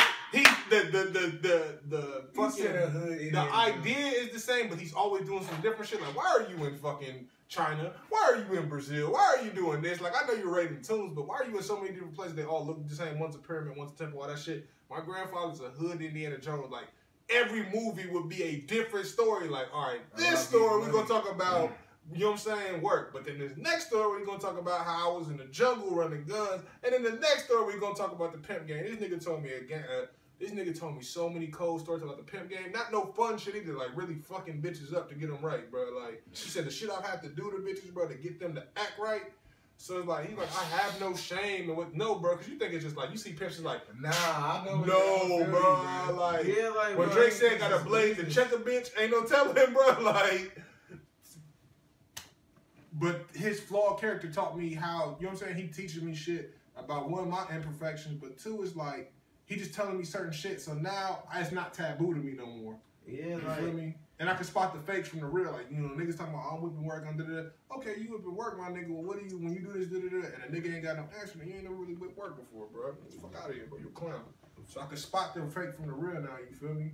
Right, like, that's what I said. You need more people who got testimonies who not ashamed to be like, nah, I've been through this. Yeah, it's fucked up, but fuck it, man. Time go by. Like, that shit happened, but I'm here today. I'm good today, so like I lived it, I survived it. I'm telling you not to do this. Like, that's what I try to do. Like, I be doing some dumb shit sometimes, but that's just cause I'm just a one curious ass nigga. Like, I'm that kid that your parent be like, don't do this cause of this. I'm like, you lying. Let me see. I'm gonna go find for my damn self. Yeah, bro. Like that's just always been me. But sometimes I had good times and it led me good things and it led me to bad things. I definitely can say it's probably the same for me, but my shit was more along the lines of like adult shit. Like, oh man, you lying. If I do this, then that's going. It ain't never really been no like super duper crazy shit. Like, hey yo, if you go over there and rob niggas, you gonna get killed. Never no shit like that. But it'd be like, what, mom? Shut the fuck up. You don't know nothing about no bank account. You know. And I get into some bullshit and be like, damn, she was right. So now at this age, now I'm just learning, bro. Like, if she say some shit, Peep game, peep game, bro. You ain't gotta put yourself through that shit, The bro. best thing is just experience is the best teacher, man. That's what I do. I get on my parents, around my peoples. They be taking shots and shit. Like, I get drunk with them, but I be listening. I don't be talking. I let them talk. Cause like wisdom be the key to everything. Like, and I listen to everybody. I listen to all these people talk around me, even the old niggas I don't like. Like my big bro, I ain't gonna say his name, but he be on some fugazi shit. But he be cooking some good game sometimes, bro. But like, I take wisdom from everybody, cause everybody has their own set of wisdom. Like, you can always learn from others. Even these niggas that be fucking up. Even just random ass niggas on Instagram or Facebook I be seeing. Like, I be seeing niggas. I just seen a nigga that was in the same class as me, Randy Odom. Like, he kind of... Yeah, bro, didn't he get locked up? Yeah, I kind of, like, I wanted to feel so bad, bro, but I couldn't. Like, I really couldn't. Like, and he a cool ass nigga. Like, you feel me? Arrogant, but cool as fuck. But like, I'm like, bro, you was on the good path, bro. Your sister, like, yeah, like, bro, you was. Life ain't have to be like that. Right, bro. I hate when people's life is set up to be something. I understand you don't. Yeah, but you can't pass that judgment. Yeah, you can't, cause cause I've seen people's life. You like, bro, you got a good life. Yeah, and you got a mom and a dad. Your dad make $150,000. I ain't saying you gotta accept that life. And that's what I'm saying. I'm not saying you might have a good situation. You gotta live that life, but. Just cause you don't want that life don't mean you gotta go be it. That still don't mean that you can't feel bad for somebody, or you can't be like I feel where you coming from, where you you can't. I wanna go get it on my own. Get it on your own, but you choose to go rob and kill niggas to get it on. That's your way of getting it on your own. I don't see that as a way of getting on your own. Hold on real quick. I just want to say this because I want to get. I know the last topic was all the murders that's going on in Columbus. Yeah. And it's crazy, bro. It's getting to the point where niggas is getting numb to it. Because somebody said it's 120 plus murders this year or whatever it is. And I'm like, damn, all them people died and da-da-da-da. And you just get numb to it until you realize to go back to your reality. I remember I wasn't even back home yet. It was April. Yeah, I want to say it was April, bro. And I was sitting at the crib and somebody was like, RIP my nigga Deron. And I'm like, bruh. I know that name from somewhere. The name just kept ringing because I know that name. I know that name. I know that name. I know that name. I know that name. And it was until somebody put up that first RIP post, my nigga, with his face on. I'm like, bro, that's my nigga, Deron. You feel me? Like, when I first went to school, bro, like, and I went to school up north. Even though I'm from the south side, I went to school up north, kindergarten through 8th grade. So I went to Independence. Yeah, my brother's popular, but in terms of my own people, bro, I didn't have any, and I didn't know nobody. A lot of niggas grew up together out east, bro, so I already knew it. But Deron was one of them niggas, bro, just a cool-ass nigga, bro, who just treated everybody good, bro, showed me hella love, bro. I remember we had math class together, bro. This nigga put me on game about bitches, bro. This nigga put me on game about getting money.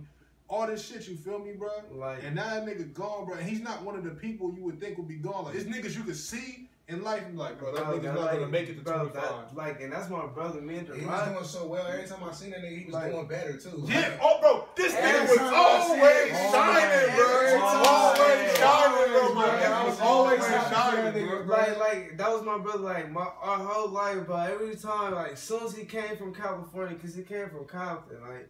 A lot of niggas don't know, Deron was born and raised in California, but he came here early, like when he had like middle school going there, like. See, I didn't know that. Yeah, like when he first came up here, we ran into each other on some goofy shit. Some niggas, his niggas was on some fuck shit, my niggas was on some fuck shit. Me and him was on the same shit. We kind of bonded, left them niggas. Them niggas is all them niggas is either dead or in jail. No lie. We have to start over. He lived somewhere else. Like when you younger, you know you can't get nowhere without. Yeah, bro. And my mom was one of them moms that gotta investigate. If she don't fuck with the scene. She ain't fucking with it. So I had to manipulate my situations through other family members to kick it with him. But when he finally got the independence, like he had left. He was at Eastmore. He came to Independence. It was crazy because I was cool with his big brother Julian. Like he had another brother named Julian Combe that went to Independence. He was there my freshman year. He came from Bishop Harley. Like, I was naturally cool with Julian. I'm like, bro, you look familiar, bro. I could never picture it. He looked like Lil Bibby, but fat, bro. That's Julian, bro. Like, for Duran's brother, bro. No lie, that's my nigga, bro. That's my round, bro. Freshman year, shout out Julian Combe, bro. Like, he was always motivated, bro. Even though he was doing wrong, he was like, bro, you trying to get some money? What you trying to sell weed, bro? We can do that. What you want? We want some coke? We can do that. But my experience with Duran personally though was always just he was always doing good, bro. But that's what he aspired to, bro. Like I remember, bro, we was playing ball and he just wasn't getting the clock that he wanted or whatever. And everybody he's like, bro, I'm not gonna do this shit no more, bro. He said, I'm about to go get to this bread, bro. I'm about to go, you know what I'm saying? I'm about to do my thing. I remember last time seeing him because he always worked at the McDonald's over there on Allen Creek. Yeah. So every time I see fam, bro, I'm pulling up, bro. I'm like, my nigga, you the manager or whatever, nigga. I can't get no extra sauce. So like, don't worry, my nigga, I got you. Bro, I'm talking about this, not bro, but I'm talking about, bro, this nigga at McDonald's, bro, link on, nigga, grill. Bro, he used to smoke fresh his glass. Hey, I'm like, bro, who did he like, bro? I'm the boss. I do what the fuck I want. Still getting bread too, because I definitely came to pick a couple things up. Bro, like you feel me? Like Duran was that. He nigga. was a good person, he never a good spirit, bro. Yeah. Good soul. Never trying to be malicious to nobody or nothing, just trying to get his. He was always like he talked this shit, but he was always humble about it. Like, bro, he was always just playing with niggas, bro. Yeah. He always was like, bro, if you want to take it there, we can go there, bro. But it ain't that necessary, bro. I'm trying to get some money, bro. Like, and he had one of the coldest when we was in high school, bro. Yali, bro. Yali was so cold, bro. But Yali was one of them girls, bro. No lie, bro. Like Yali went from like cute to like supermodel bad now. Like, when I see that bitch, I'll be like, damn. And I remember one time I looked over at my nigga. I'm like, bro, honestly, she low key looked like Luigi from Mario, bro. Like she just was light skinned, bro, with a little bit of hair. Like she's awesome, bro. But nigga, when I say she boomed my nigga like in an Instagram bag to the point where you embarrassed to hit her up in your DMs like, hey. You remember we used to go to school together? Like, don't be that we used to be to school together, nigga, bro. Like, don't be that, nigga. But sometimes you just gotta try and see, like I ain't gonna care, like, I hadn't seen that nigga in a minute, and I pulled up. It was I was fucking it was Tiana Berry's prom. No, it was Enrique's prom. Oh, bro, time out. Cause I forgot, bro. Cause you was fucking with Tiana. But he fucked with Tiana. Then he was fucking with Sha'Carri, bro. The Sha'Carri got dropped on her neck at a football game, so she had a neck cast on. But he left her. Bro, listen. That nigga's name's Eric, by the way, but his shit spelled Enrique, bro. Now, I used to hate niggas. Don't know. Me and Enrique go back. I knew that nigga when he was like in the 4th grade, bro. Like he was like Nick Cannon. He was like, yeah, he was always my nigga. He was cool as fuck. And then I got with Tiana. He was like, oh, you rocking with Tiana? I'm like, yeah. And he was like, damn, big bro, that's what's up. Da, da, da. I never thought he was going to undercut me like that. Listen, niggas graduate, niggas move on. Finesse, finesse, he definitely finesse. So I pulled up the prom with Imani, bro. I ain't give a fuck. I was like, I got to get Martin back. Her girl, Imani who? Imani Walker. I have to see her face. I already know that she's somebody that's nice. You gonna know her, bro. We'll talk about that. But... like, I put up the prom with her and shit, did what I had to do. Found her. And I said she was on her arm. Hey, let me holler at you real quick. Talk to her, your grandma straight. Because that was the thing, like, it didn't matter who she talked to. It didn't matter. My place was always forsaken. If I wanted to come back, it was like, it was going to the wind. Bro, I wish I have a girl where I feel like that should be my place. Like, all right, I'm ready to come back home. You should take me back. And she's not taking my black ass back. Because, bro, you got shit to do, bro. Right, bro. Let me tell you something, bro. Sora and Kyrie ain't seen each other in 15 years, nigga. I was just thinking about that shit like, damn. Like, literally, when they got separated, I don't know if you played Kingdom Hearts. You play No, Horn? no. Damn. Okay. Yeah, because you said that shit said Sora and Kyrie. Hey, bro, look, motherfucking, look. He said Kyrie. Look, I'm just saying, like, sometimes, bro, like, you be having, like, just like, bro, I always see myself as, like, a samurai, you feel me? Like, you gotta think, like, them samurai ass niggas, bro, you always got, like, that chick, she at the crib, bro, she look out at the sky and shit, you know what I'm saying, waiting for you, but you got, like, so much more pressing shit, like, you got, like, a whole nation you gotta unite. You got niggas that you gotta kill. You got shit you gotta protect. Your nigga got smoke. So like you can either do all of that or go back to your bitch and have another baby. But here's my thing, bro. I feel you, but it's not your I mean, like, but it's killing me, bro. Cause it's like, bro, like the more and more, it's like how you leave, bro, and you see them, and it's like one of the movies, like 15 years later. And you come back, bro, and what I'm hoping is it's like really like the movies, bro. Like you come back, she done got better, she done got her life together and shit like that. And you come back and you try to figure yourself out. Are you observing from the outside? Is she doing better? Yes, bro. I think, bro, honestly, she is doing better. And I remember I broke up with her, bro, because I felt like, I broke up with her because I was on some trash. She actually broke up with me. I was on some trash, but the reason I was on some trash is like, bro, I feel like I'm growing as this person, and I really don't feel like I'm growing. But now that I done left, my nigga, I think that might have been a catalyst for her to grow was, bro, like, nigga, I don't got to be in your shadow no more. So now I'm out here in my grown woman shit. And now I'm back, bro, but it's like one of the movies, like, you know how you come back and you ain't all the way on your game? Like, I done came back to the town, my nigga. And I'm on my rap shit. I got niggas I got to slay, a deal I got to go get and shit. Don't be mad at that, bro. That's the Lord prepping you, bro. Because if you really want her, the Lord is doing you a favor. Because he did that with me with Tiana, bro. I was like, oh, I'm ready. I felt I was ready. I knew I wasn't, but I'm like, I'm like, the process. Yeah. I rushed the process, and then the Lord was like, oh yeah, by the way, this stipulation comes with it. I'm like, Lord. Listen, bro, it be like that, bro. I had her right, bro. My brother was like, bro, what you mean she came? I had her right in the crib, bro. Not even on no sexual shit, just us talking. But I wasn't in the right mind frame because, like, to me, all right, just on like another side note, my mom has always been the most important one in my life, but some things happened in my family, bro, and she kind of clocked out. Not in terms of like not being there, but she just, when you hurting, you hurting. So she was hurting. And that's kind of when I met the girl I'm talking about during that time period, like 16, you feel me? So for a while, bro, she kind of took the place of my mom in terms of like my reassurance and things like that. Like, no matter how the world was treating me, I could come back and I would always feel good because of her. Right. So fast forward, I fuck up, and now I'm going through all these relationships, all this crazy shit going on. And so when she come back, I'm like, bro, this is perfect time, and I'm on my rap shit, bro. But I'm still, like, I'm always at these shows, bro, and I feel all alone. Like, you know what I'm saying? I need somebody who's going to boost me back up. And so she come back in my life and say, yes, my nigga, bet.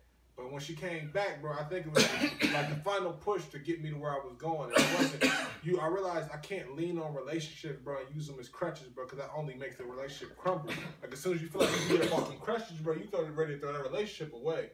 Yeah. So I was like, what you really got to be on is be able to love yourself, take care of yourself, my nigga, and then whoever you be with is a bonus. Yeah. So I hit her up today. I'm like, yo, what you doing? She's like, I'm hanging out with a friend. First thing that came to my mind, like, I hope that friend don't got no dick. But okay. And I just went and ate some tacos, my nigga, and came to the podcast, bro. Like, that's... Yeah, bro. You got to have that mindset, bro. Don't let that... That's not number one, that's not your woman. Yeah, so don't...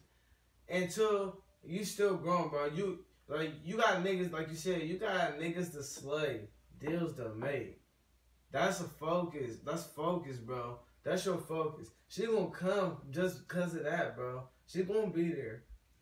I feel like Chris Brown, bro. Some crazy Karuchi shit. Nah, bro. A good relationship is like a good meal, bro. Like, if you put the shit in the oven before the oven is fully preheated, you gonna fuck it up. If you cook it at a higher temperature for a lesser amount of time, because you think, oh, if they cook it 400 for an hour, I'm gonna cook this bitch like 500 for like 30 minutes. You're going to fuck it up. You can't. Everybody want progress and they don't want to trust the process, bro. You gotta take baby another steps. song, bro. Progress is a process. You gotta chill. Like, you gotta just. And the best thing about it is, like, bro, life is like a movie at the end of the day, but like you just watching it for the first time. When you get to make certain decisions, bro, but if you really spiritual, which it sounds like you are, bro, like, God got it all taken care of, bro. Like, you just gotta have faith, like, you know what I'm saying? sometimes it's certain people that you're supposed to be with that are, you know what I'm saying, they are just going to submit themselves in your life, you feel me? And that's just meant to be special between you and that person.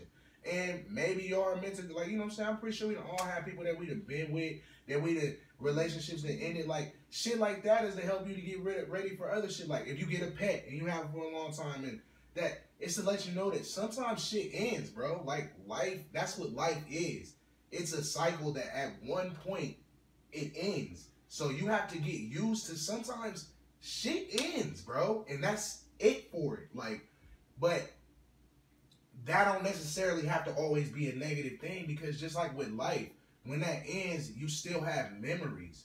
And that's what's important. What's important is building those memories and making that shit count and letting that shit live. You feel me? But the people, like right now, like you said, it's focused, bro. You got more shit that, you know what I'm saying? It ain't even about she'll come at that time or whatever, you feel me? Like Drake said, focus on women and you'll get less done. It's not necessarily a bad shot at women, but at the same time, bro, like, as an artist, we are creatures of the night, for the most part. I don't know how you operate, but it's a hard grind, you feel me? Yeah. You cooking up some shit and making sure that it's precise and perfect till 4, 5, 6 in the morning. You got a woman in your bed, you feel me? You want to go lay up. You feel me? You want to, you know what I'm saying? Then once you get to doing that, you get to creating life once you really with that chick. Then you got to nurture that. And then you all completely, you know what I'm saying? Like, ain't nothing wrong with life, but you feel me? Sometimes you got to just let God be in control of that shit and be like, look, man, it's going to be some shit that's going to happen that you're not going to like. But you gonna do some shit that she might not personally like, bro. That happened to me, bro. I was down in Kentucky, bro. After I graduated, bro, I was down in Kentucky for a year. I met a shorty. She got a son, bro. And it really came at the apex of, like, the relationship, bro, which was right before I moved back to Columbus. That's what it came down to. It was like, listen, if you stay here, this is your life, bro. Do you want to have a life where you got a girl who, at this point, you love, bro, so you probably going to end up marrying her. She got a son. You love her son. So now that's going to be your son. This is going to be your wife. You're going to make more kids. You're going to have an average life, probably. Not a bad one. You graduated from college, but you're going to have an average life. Cool. Or, my nigga, are you going to go out and set out for this shit? Because she always get mad like, you left because I left for the music, and that's it. When I seen the crease, my nigga, it was like, I had been at the line, nigga, and everything. I got blocked up and shit. Because the day I told you I found out that the Rod passed, I also had a show. It was a talent show, bro. It was 500 people there. And I got booed. Not because I was trash, but because I wasn't from Kentucky, bro. So I get booed. I'm sorry. I found out my nigga dead. I found out some other shit. Just I'm having a bad time. Me and my girl going at it, bro. Shit is getting crazy. And so my mom was like, you need to come home for a little bit, recenter yourself. Come home for a week. We'll figure it out. So I come home. While I'm home, I go back to one of the old rap spots. And nigga was like, yo, if you come back, my nigga, we going to get you on this music shit for real. We're going to get you out here. And that nigga wasn't the one who even put me on, but it just showed me that there was opportunity here, because since July 28th till now, I've had about 25 engagements, and most of them were shows, but going to do some podcasts, doing it. So that's like literally like 4 or 5 months. In that time period, I've done all that. And I had been away for a year and done one show. So in 4 or 5 months, bro, I've accomplished more in my career than what I would have just being there that 1 year. So like you said, you're right, bro. That's my biggest thing about women, period. And that's kind of why I guess I hope that relationship will work out, because she knows me so well. If anybody new that's coming into my life, it's just like, I don't got nothing really to offer for you, bro. Like, I'm not, what you see right now is probably what you gonna have until I come up on another, like, a big lump of something. Like, yeah, right now I don't got no car. But I'm not gonna press for a car right now. Like, yes, would I like one? Hell yeah. But then car insurance gotta come in, actually saving up for the car. I'm trying to go on tour soon, bro. My nigga said that's gonna cost money.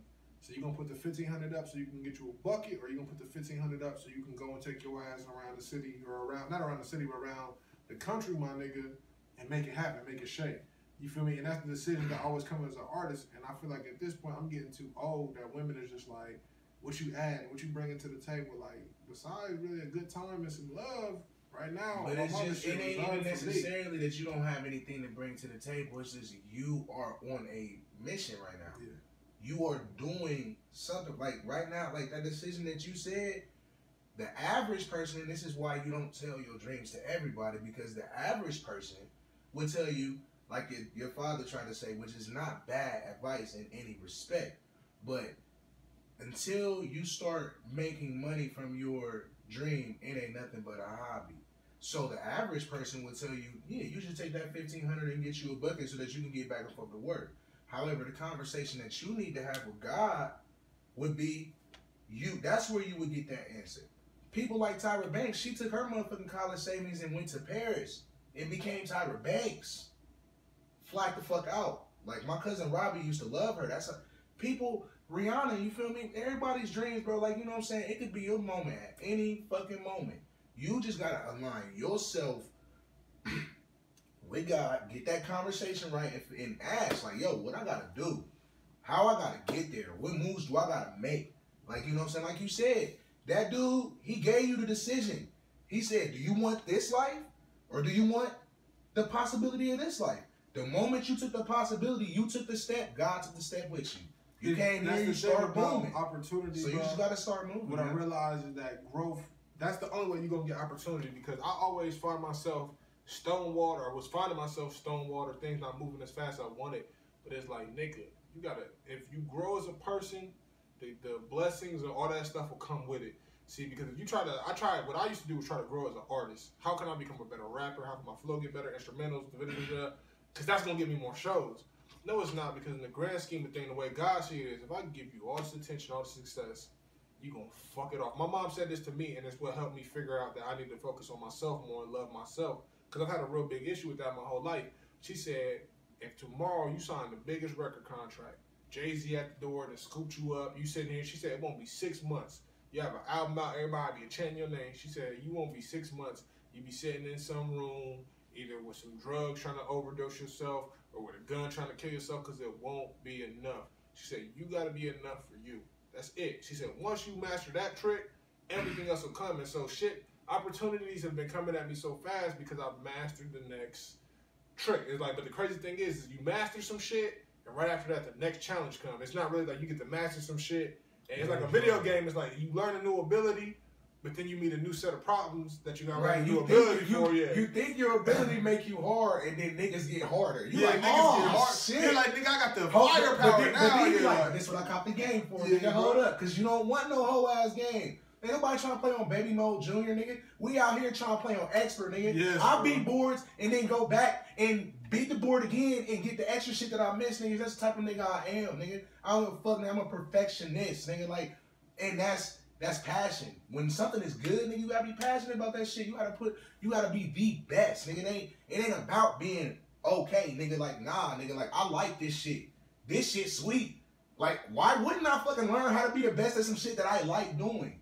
You feel me? So, but it's also about, like you said, it's your motherfucking experience. Like, that's your story. Like, that's the best experience is the best teacher. That's your story. Don't nobody, because when you get famous, nigga, if you ain't been through shit, nigga, nobody want to hear that shit. Like you said, that's content. Like your story and what you go through and how you deal with situations to make that be able to be relatable with people and shit. And also, as an artist, you can't rush the process even with that, bro. Like, you know what I'm saying? Sometimes, like, if you have or you got, like me, I go into cocoons a lot, bro. I go into a cocoon where I won't write shit for a long period of time. And then out of nowhere, something will just come out of me. Like, you feel me? Like, and that's why I just be cool with my creative process and just trusting it and like you said, trying to learn myself better as a person. That way, when it is my time to tell my story, that I even know my fucking story. Because a lot of people don't even fucking get their story. You living your life and not even paying attention to what the fuck is going on. Do you know you? Have you understood the shit that I try to teach you from these situations? Even the shit that you ain't sure about, you feel me? That's the shit that you comb over with motherfuckers, or you maybe try a different way the next time. Or maybe you just keep trying it the same way.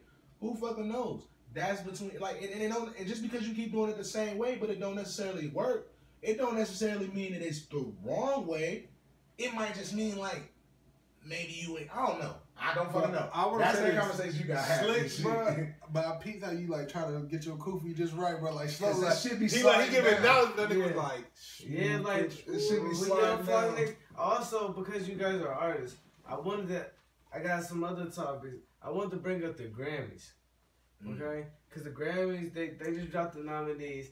And I'm really geeked at the simple fact, even though he wasn't in on the actual process and making of the songs, my nigga Kodak is about to get a Grammy for Bodak Yellow. I don't know how I feel about that, bro. Because that's literally like almost saying like, okay, bro, I make some shit about Jay-Z. Or I call, you know what I'm saying? Or I call that shit Hard Knock Life 2 or whatever it is, the Blueprint Reloaded or whatever it is. And by the one token, I get what you're saying because you're trying to say it's the inspiration. By the same token, if you didn't pen none of that shit, if you didn't do none of that shit, I'm sorry, bro. Now, it depends on how the artist feel. Now, if Cardi B was like, yo, I think that he should get a part of the Grammy, and they allow that, then that's dope. But if they say, yo, he's getting the thing. Honestly, I believe she said that. Okay, then that's cool. Because I'm like, if it was any other, it's a lot of niggas who done inspired niggas on other songs who haven't got Grammys. Right. When she first, I'm pretty sure she inspired that. She said she was inspired by that or some bullshit like that. Because when the song, They sound similar for like 4 bars. I remember when the song, I remember when the song came out. Kodak was like, niggas biting my. I remember Kodak was a little bit upset about it. He was tight for a while. He was on the lowest keys, and then also they in the same and they in the same camp too. They on the same label. So he was salty as fuck about it. But that's niggas in his ear possibly. Like niggas hating. I'm pretty sure bro, that's your shit, bro. Like she even called it. We got rap album of the year. And for album of the year, we got some nice niggas in there. You got the Childish Gambino joint. You got Jay-Z, Kendrick Lamar. Who else was in there? I'll say this right now. SZA was in there. It got to be a toss-up between. I haven't really listened to SZA's whole album, somebody else. But it got to be toss-up between Kendrick and SZA shit. And this is why I say that. I really wasn't a big fan of Childish and shit. But I think that's just because it was different than what I thought it was, but it was going to be. And I just think Childish and like because of the internet, bro. And he made a thing called. He made that tape. I'm trying to think where it had DJ Drama. That on shit it. was fire, bro. Royalty, all that shit's fire, bro. But then again, Childish Gambino is the person, one of the people who inspired me to rap. Like Childish Gambino, Chance the Rapper, them dudes right there because they was niggas in the middle, and that's kind of what my music's about, bro. It's about being a nigga. And like these is niggas with moms and dads, but still grew up rough. But I'm not on track because he can rap, sing, and make his own beats, and he can do them all. And he's funny as fuck. He's just a character, bro. That if you had him sitting here on this podcast, bro, I could watch and sit there. I seen his stand-up special on Comedy Central Presents. When I was young, I used to just watch it like in third, fourth grade. I used to just watch like Comedy Central Presents. So I seen that nigga special when he was going by Donald Glover. It wasn't until dumbass later, that I finally heard some of his music. But like. You know what I'm saying? His rapping is really super good. Like it seemed like, you know what I'm saying, around that time everybody was studying in Wayne's dojo. So his rap had like the metaphors, punchlines and shit that, you know what I'm saying? I was like, alright, I'm fucking with that. You know what I'm saying? His singing was out of this world, especially some of the songs that he would make in particular was just crazy. And then when I learned that he made his own beats too, I was like, oh, this nigga is ridiculous. Wonderful is one of the hardest songs ever, bro. Everything's so wonderful. So that's your hardest fuck. What's the song? He said, "Part my nigga." I want to be Jabari, man. I'm about to say that nigga cool, bro. I want to lash out, nigga. Keep your cool. All my friend did was draw something. Now he out of school, and I'm like, draw something. Pull a gun out, nigga. Like, oh, okay, bro. Like he's crazy, bro. But I think so. But I love Childish Gambino. But no. Kendrick shit was after that the Bimple Butterfly thing, bro, which I felt like was a little too preachy. He got back to it. I think makes Kendrick special. Kendrick's the type of nigga, like a lot of LA rappers, who can just tell a story and you pick the meaning from it, bro. You feel me? I feel like in To Pimp a Butterfly was too pointed to where he wanted you to get a message that I didn't really want to accept any of the message. But in Good Kid, Mad City, there was all kinds of messages littered into the project. You just have to decide. It was which amazing one to pick that that was a whole movie directly through each other, but the songs like. Yeah. That was what was so beautiful. It coexisted with the tracks. Like it was a whole movie, but and it was also it was a movie, but an album. It was like the West Side Story. It was a hip hop, bro. Yeah. Oh yeah. Like it was a movie, but it was a story at the same time. Like, and then he came off of Section 80, which was also brilliant. But I feel you with Pimp a Butterfly. I fucked with it, but I don't want to say I didn't fuck with it. It's just not the replayability to me. Like, it just wasn't. That was the key with it. It was a great album. It just was no replayability to it to where you was just going to. I feel like it was a lecture. It probably was definitely some stuff he said, and it stick with you. But like you said, you only watch a lecture once. Like, I love myself. Like, you need to be you listening to that. But in the grand scheme of things, it just solidified. It kind of helped Kendrick's career. Cause it's like, it gave him that album, you know, that actual just speechy. He got it out the way early, like right, and then because he came right back with this album, but I feel like that's what was scary. I gotta listen to it again. Damn, it's fire, bro. Damn, it's fire. I just played it so many times. Now I'm like, hey, you still love me? Right, I'm like, this is fire, bro. Listen. The best way to listen to them, don't compare it to Good Kid, Mad City, because you're not going to get what you're looking for if you're trying to compare it to that. It's not that album. It's a Good Kid, Mad City was his coming out album. Him letting you know he out here. This is his I'm a Grown Man album. Exactly. Good Kid, Mad City was just that, just being a kid. And matter of fact, with my project, I got my first project is called To Be Honest, Stories of a Kid. Now I'm coming out with a new project in 2018 called To Be Honest, Growing Pains. And they're completely different albums, you feel me? Because you learn as an artist, bro. And that's, like I said, I felt like, damn, with the continuation of Good Kid, Mad City, but it's almost like watching somebody's life, bro. The kid from Compton to now this star, you feel me? And I think one person who does a good job of that, bro, of like transitioning is Drake. I feel like Drake transitions so well, like, but they all kind of are linear.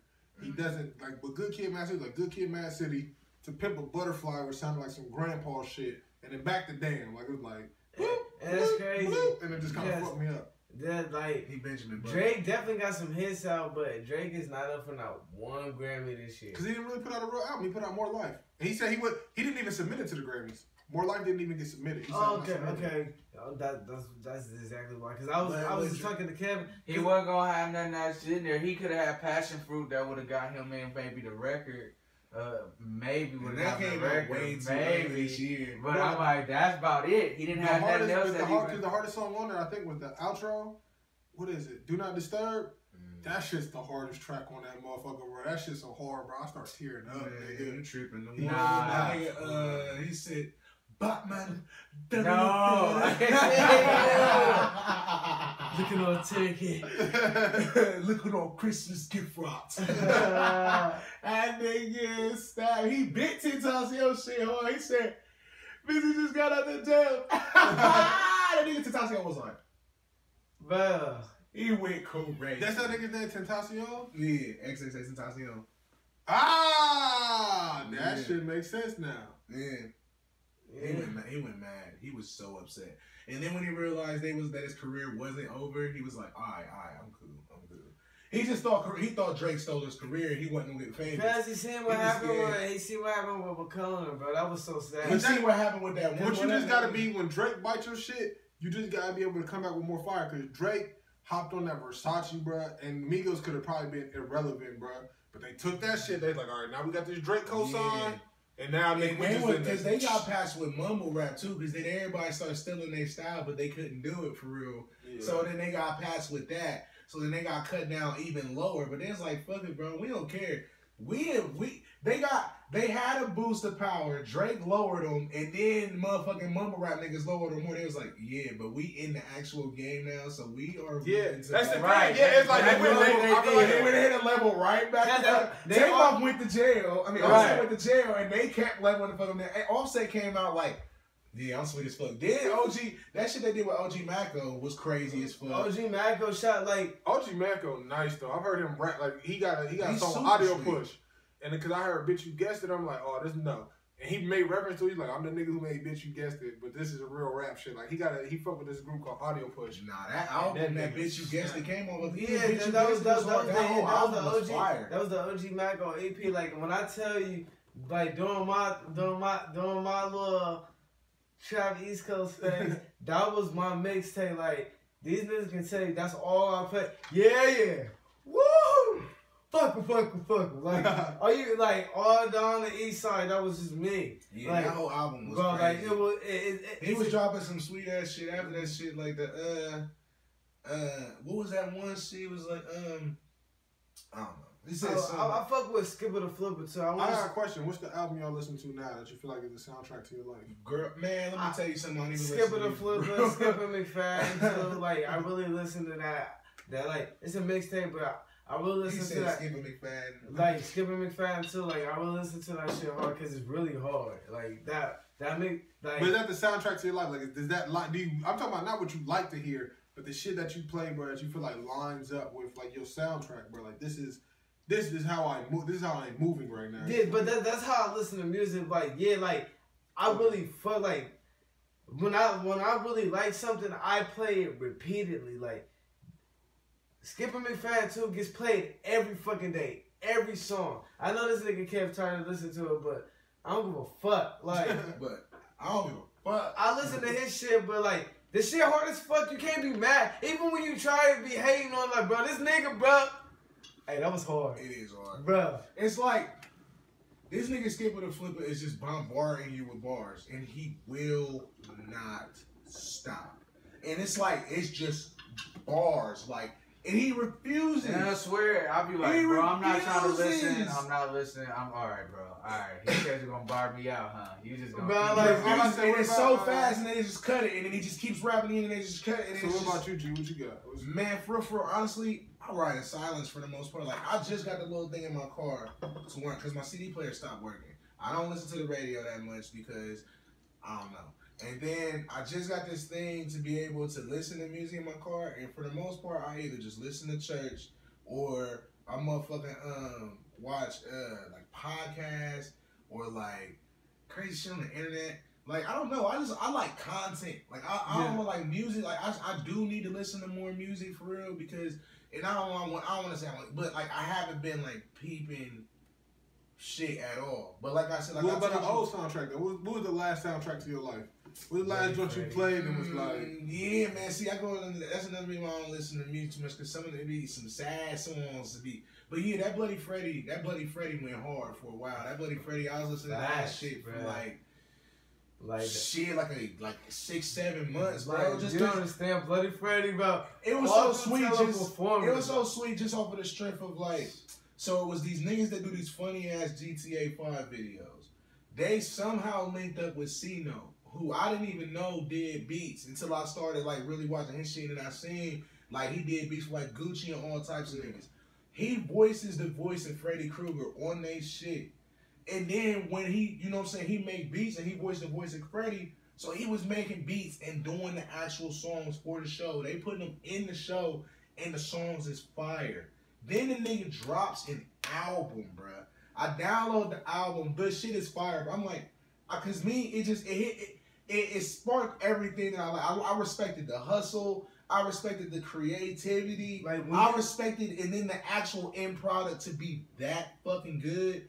It was just like, bro, like he just made fucking Freddy Krueger. He made Freddy Krueger a big blood, who raps, who is beefing with Jason and really be dissing like the 13th Street niggas is gay, nigga. Like, bro, like, and I'm in the car, like, bro, like, this shit is hard as fuck, bro. Do 13 niggas. He said, once upon a time, two niggas that dozed off.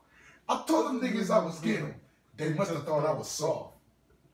You didn't know I was off? What other nigga carried Molotov? And they had motherfucking, he had killed niggas with Molotovs in an earlier episode of shit. And then the beat came in, and the nigga that's playing the song in the episode is in a fat ass Hummer truck with GTA 5 with the sunglasses, listening to his nigga Freddy shit. C-No on the beat and C-No rapping as Freddy Krueger, and the song going hard as fuck. Like, beat fucking like bro, like, listen. I'm like, this shit it's sweet on too many levels. It blew my mind too hard. Like, I was like, this is too funny. This is too sweet. The fact that these songs ain't snippets, they whole songs. The fact that you gonna drop the whole album. The fact the whole album hard. The fact you got another album. It's just like, it was too much. It was too much sweetness for me. Like, what about you, fam? what you was saying like that's like that align with your actual yeah, life. like it's aligning like what you like your shit. My shit been for a minute like Drake Take Care. That's what that whole album like is basically right now. Where Still? I'm at, yeah, cause I say it right now. as far as still, nigga, like. Yeah. You gotta get out and Take Care. Take Care dropped like 10 years ago, nigga. That's still the fire album. I mean, that's not as He what I said listen was to. why was your life. But nothing was the same with the most fire. Nothing was the same was the most fire. But for me right now, Take Care. No, nothing was the same was the most fire. Bro, he gave you, bro. That's Take Care just a line for me, just because right now, just because of what the age I'm at right now. This is like a new little part of my life as far as for the female world for me, as far as adjusting my game to a whole different era of trying to just. I don't even gotta I'm literally not trying as much because I'm 30. So now that I'm 30, it's like I ain't gotta really do as much, and it fucks me up at times because it's like. Should I be chilling? You just gonna you just gonna let me. So just anything ride. Like this just ride. My age and everything. What does that have to do with Take Care? That's not what Take Care was about. Well, just for me, for females, it's an album. You clearly not. What he said, I think what he's saying is, bro, he feel like Drake, like how Drake can have any bitch, bro. Like it's so easy. At 30, bro, he not chasing pussy like he had to. Like when you young, bro, like my brother's 19. It started off with Shot for me, bro. But it had its moments, bro. Marvin's Room on it, and by the way, I've done this chart. Side by side. If nothing was the same in Take Care. Take Care did edge out because like literally Take Care like song for song. Same way how Good Kid, Mad City was.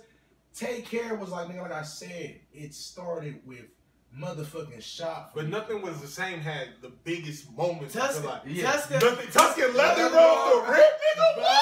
The music. Which one is that? Worst Behavior, bro. Worst. Wu-Tang Love. Come through, bro. Yeah. Watch me going out of the way. Do your flight to my city. To my city. Yeah. I'm gonna get it. Hold on. That's the one that had It had Pound Cake and Pound Cake, bro. Moments, nigga, like moments, bro. Like motion, bro. Motion. Next time we talk, I don't wanna talk, I wanna try. That was language too, wasn't it? Language, Talk in my language. What was the Rihanna cut from there? Because there was a Rihanna cut on there, wasn't it? The Transformer drawing was on there too. I tried. That was the next time. No, that was the next time. That was on. That was after that. From the 6, bro. Yeah, You from the 6. I cried for you. Hey, it's funny that like they get it high. That's I did this list. Did nothing was the same. Nothing was the same. I'm not saying. I didn't say nothing was the same. I'm trying to say moments, bro. Listen, bro. Take Care. Take Care's fire. Bro, don't get me wrong. Take Care's fire, bro. But nothing was the same to me with Take Care had karaoke on it. Listen, karaoke was the first album. Karaoke was the first album. Karaoke was the first album. Yes, but Nothing Was the Same was like. Take Care had the motto. Take Care. Practice, bro. Yeah. The back of the Kings. Yeah, it had the King song, but it had like 20 shots. It had all the songs. It had Listen, like 20 shots. I think which name is kind of like for me. Really whack. Nothing Was the Same was like when it's like the playoffs where Jordan hit that pull-up jumper, bro. The one that's iconic. The one where Cleveland. Bro, yeah, he hit the pull-up one. It just was filled with too many moments, bro. Yeah, bro. Like, not necessarily that he had better stats, maybe, that whole playoff. Nothing Was the Same was actually a good time for us, bro. Bro, Nothing Was the Same was Nothing Was the Same. We made you look at Drake differently. Just think about that, bro. Yeah. Worse. We was on Worst Behavior, bro. Worse. Let's get fucked up. Motherfuckers never love us. I said the album that I'm rolling with right now, bro, is Luke, and it's he got an album called I can't think what the album's called, but it's part 2 to his first shit, and he on Dreamville, bro, and that nigga's album is like literally the in between time about the blowing up, but right before he blow up, like, cause the first one is about him and his life. this is like life leading up to blowing up. So all the angst and all the shit that's going on, that's why it's my life soundtrack. Like along with working on my new EP, I was listening to that. Like that was the only other thing I would listen to. Is it called Still Slumming? I don't think so. I have to look up what it's West 96. His name is Lute, Lute, and it's called West 96. They got his daughter on it. And everything about it is just that feeling you get as an artist when you feel like right before it's your time, bro. Like it's you know it's coming, but it's eating away at you because it's not here yet. It's like, for real, we all waiting on that moment where Naruto beat Pain, bro. That's the moment, like, cause Naruto always knew he was that nigga. Some people knew he was that nigga, but it went until everything went to shit when that nigga Pain pulled down and fucked everything up. This nigga Naruto was like, he came on that trash, nigga. And then after that, it was just like, oh, so you that nigga for real. Naruto did, bro. That is literally when shit turned around for him, bro. Cause, bro, Naruto was the most dogged out nigga. Like, nobody showed him love.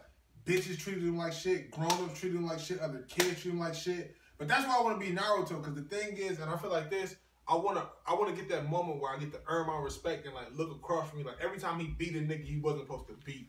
Like, he beat Neji. The niggas was like behind closed doors. But like when the shit went bad at the tuning exam, when everything went real bad, that nigga ended up beating Gaara, who really was the. I mean, yeah, Orochimaru was the problem in the third, took care of that nigga, but Gaara was really where the trash was about to happen. And that nigga Sasuke was shook for real. Naruto crushed that nigga Sasuke, bro. Naruto had to deal with that shit, and nobody knew about that shit. Same thing when Sasuke took off and, you know what I'm saying, Orochimaru took that nigga. Naruto, everybody put in their work. He always put in his work behind closed door, which, you know what I'm saying, that's the molding process. You can't rush once he beat Pain, when you get your beat Pain moment, bro. Yeah. With a whole everybody was like, Naruto, that's when it's on, nigga. Like, but then you see his life after that. The way that they set the stage, nigga, like he was out there training with the frogs and shit in stage mode, right? And then when that whole shit was cleared out, his Pain was running through shit, nigga. He pulled up, and when he pulled up, nigga, it was a wrap. But who ran through shit worse, Pain or Madara? Because Madara, but his shit was like fun shit. Nah, they knew Madara was coming. Pain shit was more fucked up because nobody knew that shit was about to pop off, and nobody could stop it. Like literally, you gotta remember. He blew up everything. He had to bring everybody back because he killed everybody. Like when Pain came through, all 6 of them niggas was outside. Oh, and they came in the city and nigga they just start everybody doing shit. Nigga Kakashi got it. Guy Sensei got it. Motherfucking Konohamaru killed one of them. Actually, he actually put in his work. So that nigga Konohamaru was proving back in the day like, no nigga, don't get it twisted. Naruto taught me how to work. Yeah, like, bro. He killed one, but the rest of the niggas, everybody got it. They was dead, and then he got up in the sky. Shit, not this. It just cleared that whole shit the fuck out, and then everybody was dead. And then Sakura was like, Naruto, you gotta put this nigga down. Naruto came through, came out the sky, and this whole sages was right there, and then they worked, and he beat that nigga's ass, and then he found out where the real nigga was at and was like, bro, let me holler at you real quick. Oh, the nigga with all the chicks in his back. That nigga Nagato was like, alright, so you beat me. I wasn't expecting that. You pretty hard. You pretty sweet. He's like, bro, let me holler at you real quick. What's the issue, bro? Like, why are you so mad? He's like, you ain't pissed. I just killed all them niggas. He's like, bruh, I'm trying to find out where we at. Talk about, so did Pain bring him back, bro, with his shit? Nagato killed himself and brought everybody back. He had the Rinnegan. That's the only reason he could control Pain. Pain wasn't a real nigga. It was Nagato and 6 other niggas that he controlled. Oh, yeah. That was sweet ass niggas. One of them was his nigga, wasn't it? His nigga, yeah. That was the main face of Pain. That was their nigga that died when they was younger. Yeah. And when his nigga died, he was like, fuck that shit. I'm outrunning everything. I'm bringing this nigga back to life as long as the other sweet ass niggas. The one chick was they homie. Naruto was like, nah, bro. Somebody got to do that. But him and Toby shit is. He was like, nah. Him and Toby shit was so the same, bro. Because when Toby got done in, bro, that's because his homegirl got killed, bro. Yeah. The one that he loved, bro, and that nigga wish they had to stab her shit, bro. Yeah, that shit was crazy. Kakashi did that shit. Bro, Naruto be so. Naruto literally have you somewhere ready to cry, bro. Like, why is this nigga's life so fucked, bro? I was sick, bro. Alright, so what's your stance on this new? You watch Dragon Ball Z? Nah, I haven't got into it, but you talking about the new shit? The Super, bro. My brother Nehemiah, shout out my brother Nehemiah, and shout out my nigga Coop. Actually, City Views, bro. That's another clothing joint I fuck with. By the way, blatant. Cop you some, my nigga. Let me take the track. Blake, my nigga Cardo Jones, bro. Cop you some, and then Fresh Fly Hats, cop you one. Cop 'em. But Fresh. but fresh. But I haven't really watched Dragon Ball Super, bro, because the same reason why I don't really watch Naruto no more. The only reason why I know shit about Naruto is from what I used to watch, the video games I play, and now my baby brother, like I said, he really thinks he's Sasuke, bro. Like, which makes sense, because you know my brother Ellis, bro, that's exactly who would be Itachi. Like on some real Itachi shit, bro. Like that amazing nigga, the prodigy everybody loves, bro. And then my little brother, it probably would be Sasuke. If you ain't no hater, bro, Ellis will turn, his presence will make you a hater. You, like, when you get around Ellis, you be the most someone nigga, you be like, yeah. Bro, look at this nigga, bro. Bro, him and Terrell Carter, bro. Them niggas used to like the Terrell Carter had it so mad. He used to really wear wheelies to school, run around and just spit and not get in trouble. He can spit anywhere, not get in trouble. Just Hillies. Just be Hilly in there. Yeah, had niggas rocking Hillies, bro. It was a whole trend, bro. I was pissed. Back when shit was. He said I was pissed the fuck off. No, because that's back when niggas was transitioning. Like they graduated in 08, so niggas is transitioning from like that big clothes shit to the skinny shit. Like my big bro Mike, to this day, that nigga fuck around and be in some big shit. Now he kind of wears shit more fitted. But back then, my brother Mike probably like 5'7", 5'8". That nigga shit was dumb baggy. But Ellis, that nigga had all the motherfucking skinny jeans, pocket chain, before it really blew up. So it was still kind of like, nigga, I don't know if niggas really with that. And him and Terrell helped him bring in that wave, bro. Yeah, bro, they was from the future, bro. Niggas used to look at these niggas and then 2 years later be in the same shit. Bro. Like, bro, them niggas, they go fresh as fuck. Yeah, bro, these niggas shut down Homecoming, bro. My brother comes in on a chariot, bro. This is how innovative these niggas is, bro. These niggas, bro, my brother built a chariot, bro. Like, he had, like, put it on wheels. Because, listen, I'm telling you. Ellis, bro. Ellis, that's what I'm saying. The greatest. He just proved it right there. Right, damn. Chariot, okay, so maybe they got some. But then he hit you with the, he built it. Like, nah, he built it, bro. He built it. But you hear how sweet they dad was, bro. Bro, listen, so this is what they did, bro. It was legit, like, with the sweet. Yeah, it was horse drawn. I'll tell you what it was. So he took like something like a rolling mechanism like you would have on the bottom of like a thing, and he took a plank of wood, bro, and he like built it to the wheels to the plank of wood.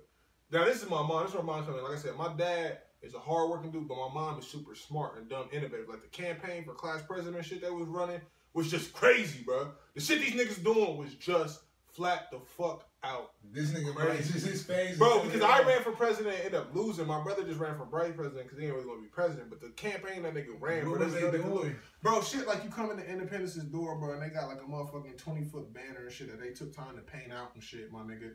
And that shit say vote for Ellis for VP. You know what I'm saying? Handing out, spending all night baking shit. All night. Moms want to be investing in. Baking shit, bro, like a whole bunch of shit ton of brownies, my nigga, with like a personal shit on it, bro. I ain't getting like, no brownies. You know what I'm saying? Like, bro, we care about you. These niggas had shirts made, bro, that they made themselves, like, bro, president and VP, and wore that shit before they even won, bro. Like, bro, like they, like, bro, like what? They was innovative, bro. Like they had, bro. But all right, let me tell you about the chariot, because that shit was crazy. So this nigga had the wheels on the chariot or whatever. He built it was like a bottom plank of wood. Then he took stakes, like wood stakes, and built it into it. So he built them at a level. So it was like the short ones, and as it went, it descended up into a tall one. Then he took like some gold lame or some shit like that, bro, and draped it over. So when you see it, you really can't see none of the wood, bro. It's just a pulling mechanism, bro. The shit's on wheels, bro, and then the gold just makes it look dumb nice. So if you look at it, bro, it's really like an oversized skateboard. But when they put the way they put together with the gold and everything, it looked like a legit chariot.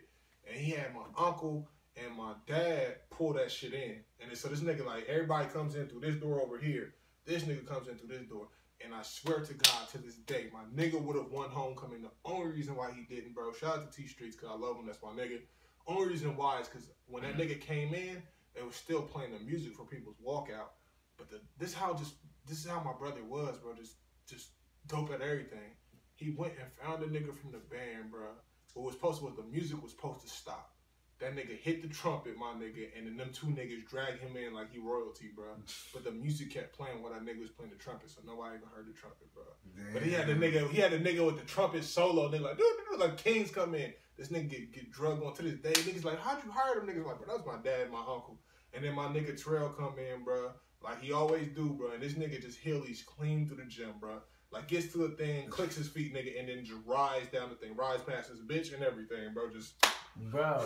and just rides past, bro. Crowd goes nuts. Crazy, bro. And not to mention, we all in our football jerseys. He rode past his girl for what? Bro, because he was on the... You can't eat, bro. He Terrell, bro. Yeah, right, bro. Terrell, nigga. He Bitch bigger nothing, than a bitch, bro. bro. Yeah, bro. Terrell's bigger than a bitch, bro. Like... Yeah, some niggas had to run with females, bro. Like, some niggas ran with females because the women would bring them up, brother, where you maybe can win. But that nigga Terrell was so big by himself, bro. I want to say whoever won Homecoming Queen was his date. That's how big that nigga was, facts, bro. She did win, Flat bro. out. Like, just because she was Terrell's date, bro. Like, bro. Just roll ball. So who won Homecoming game? Terrell won Homecoming. Terrell. Oh, he did. Him and his girl won, bro. He ain't give a fuck about So her. wait, He so loved your that brother shit. had the Terry and shit, and then the other nigga just came in on Heelys and won. Yup. Yeah. Bro, cause bro, he was Terrell, bro. He used But to it come was in the just Heelys go. and he get spit at you, bro. Not get suspended. That's an assault charge, bro. Not Terrell, bro. Yeah, bro. So it was like, but I'm just saying, like, but that's just how. That's just how next level them niggas was. Bro. Like- When I say, bro, to grow up and be John Tucker's little brother, bro, it was tough. Well, we all come through adversities, man. But we gonna, you know what I'm saying? We gonna wrap it right there. But we all gotta, you know what I'm saying? That's good. You know what I'm Hey, saying? Naruto all day. I'm sorry, but Dragon Ball. The answer say- question about Dragon Ball Super. I stopped watching Dragon Ball and Naruto and all that shit, bro, because it just got too drawn out. But now I've been watching little clips of Naruto, bro. That the action on there is sweet. And then I watched some Boruto, his son, and them niggas just get it in, bro. Like, and then them niggas just start fighting the whole rest of the episode. Naruto, he be like, no, we're friends. No, we're brothers. No, we're friends. No, we're brothers. Brothers and friends. And they be like 1 minute of action, bro. That Boruto shit is like, bro, you're a bitch. No, you a bitch. Niggas get to work. And niggas get to moving, bro. That's it. Bro, Dragon Hold Ball on, so where Super. can they find some of your music at? Man, you can find, matter of fact, just follow me on Instagram, D.U.E.C.E. I'll keep you up to date with all the new music I got because my SoundCloud is linked to it, bro. No room to fail on the SoundCloud. But D.U.E.C.E, D-U-E-C-E.0. Like I said, fuck with me, bro. Thank you for having me on the show. Also, like I said, Blatant Brew, man. Fuck with us, bro. The real Cardo Jones. This shit's coming up in the city. Fresh Fly, bro. Her shit coming up in the city. My nigga Sam Rothstein, who been working with me on some management shit. Matter of fact, also, shout out Tino, bro. He had us out in Dayton yesterday. This is how good the show is. I open up. It's already 50 or 60 people, and I'm opening up. Ends up getting to about 150 people. He pays all his performers, my nigga. It was all love. The crowd was amazing. So shout out to Tino, bro, because, nigga, that's the way you throw a show. Yeah. We left with some white bitches later, bro. After that, shout out to them for letting us smoke the weed. You guys are mad. Cool. You ain't got no SoundCloud or nothing? My SoundCloud's linked through my Instagram because my SoundCloud is called No Room to Fail, so No Room to Fail. But like I said, right now it's kind of in the construction phase because we're about to drop the new project. I got a new project coming out called Tibiana's Growing Pains, and I'm pretty sure you get a snippet of that on here. But you, like I said, man, thank you for having me out, bro. This shit was dope. Hell yeah. bro. Check out my man, It's D.U.E.C.E, always man. nice to blink, bro. Yeah, man, it's good to see my nigga East Coast, the hen around, nigga. Right, nigga. Back of the Class podcast. Cool kids, cool Oh, shit. yeah, Where we bro. talk about it. Dragon Ball ain't what Dragon Ball used to be, bro. The art looked weird too, bro.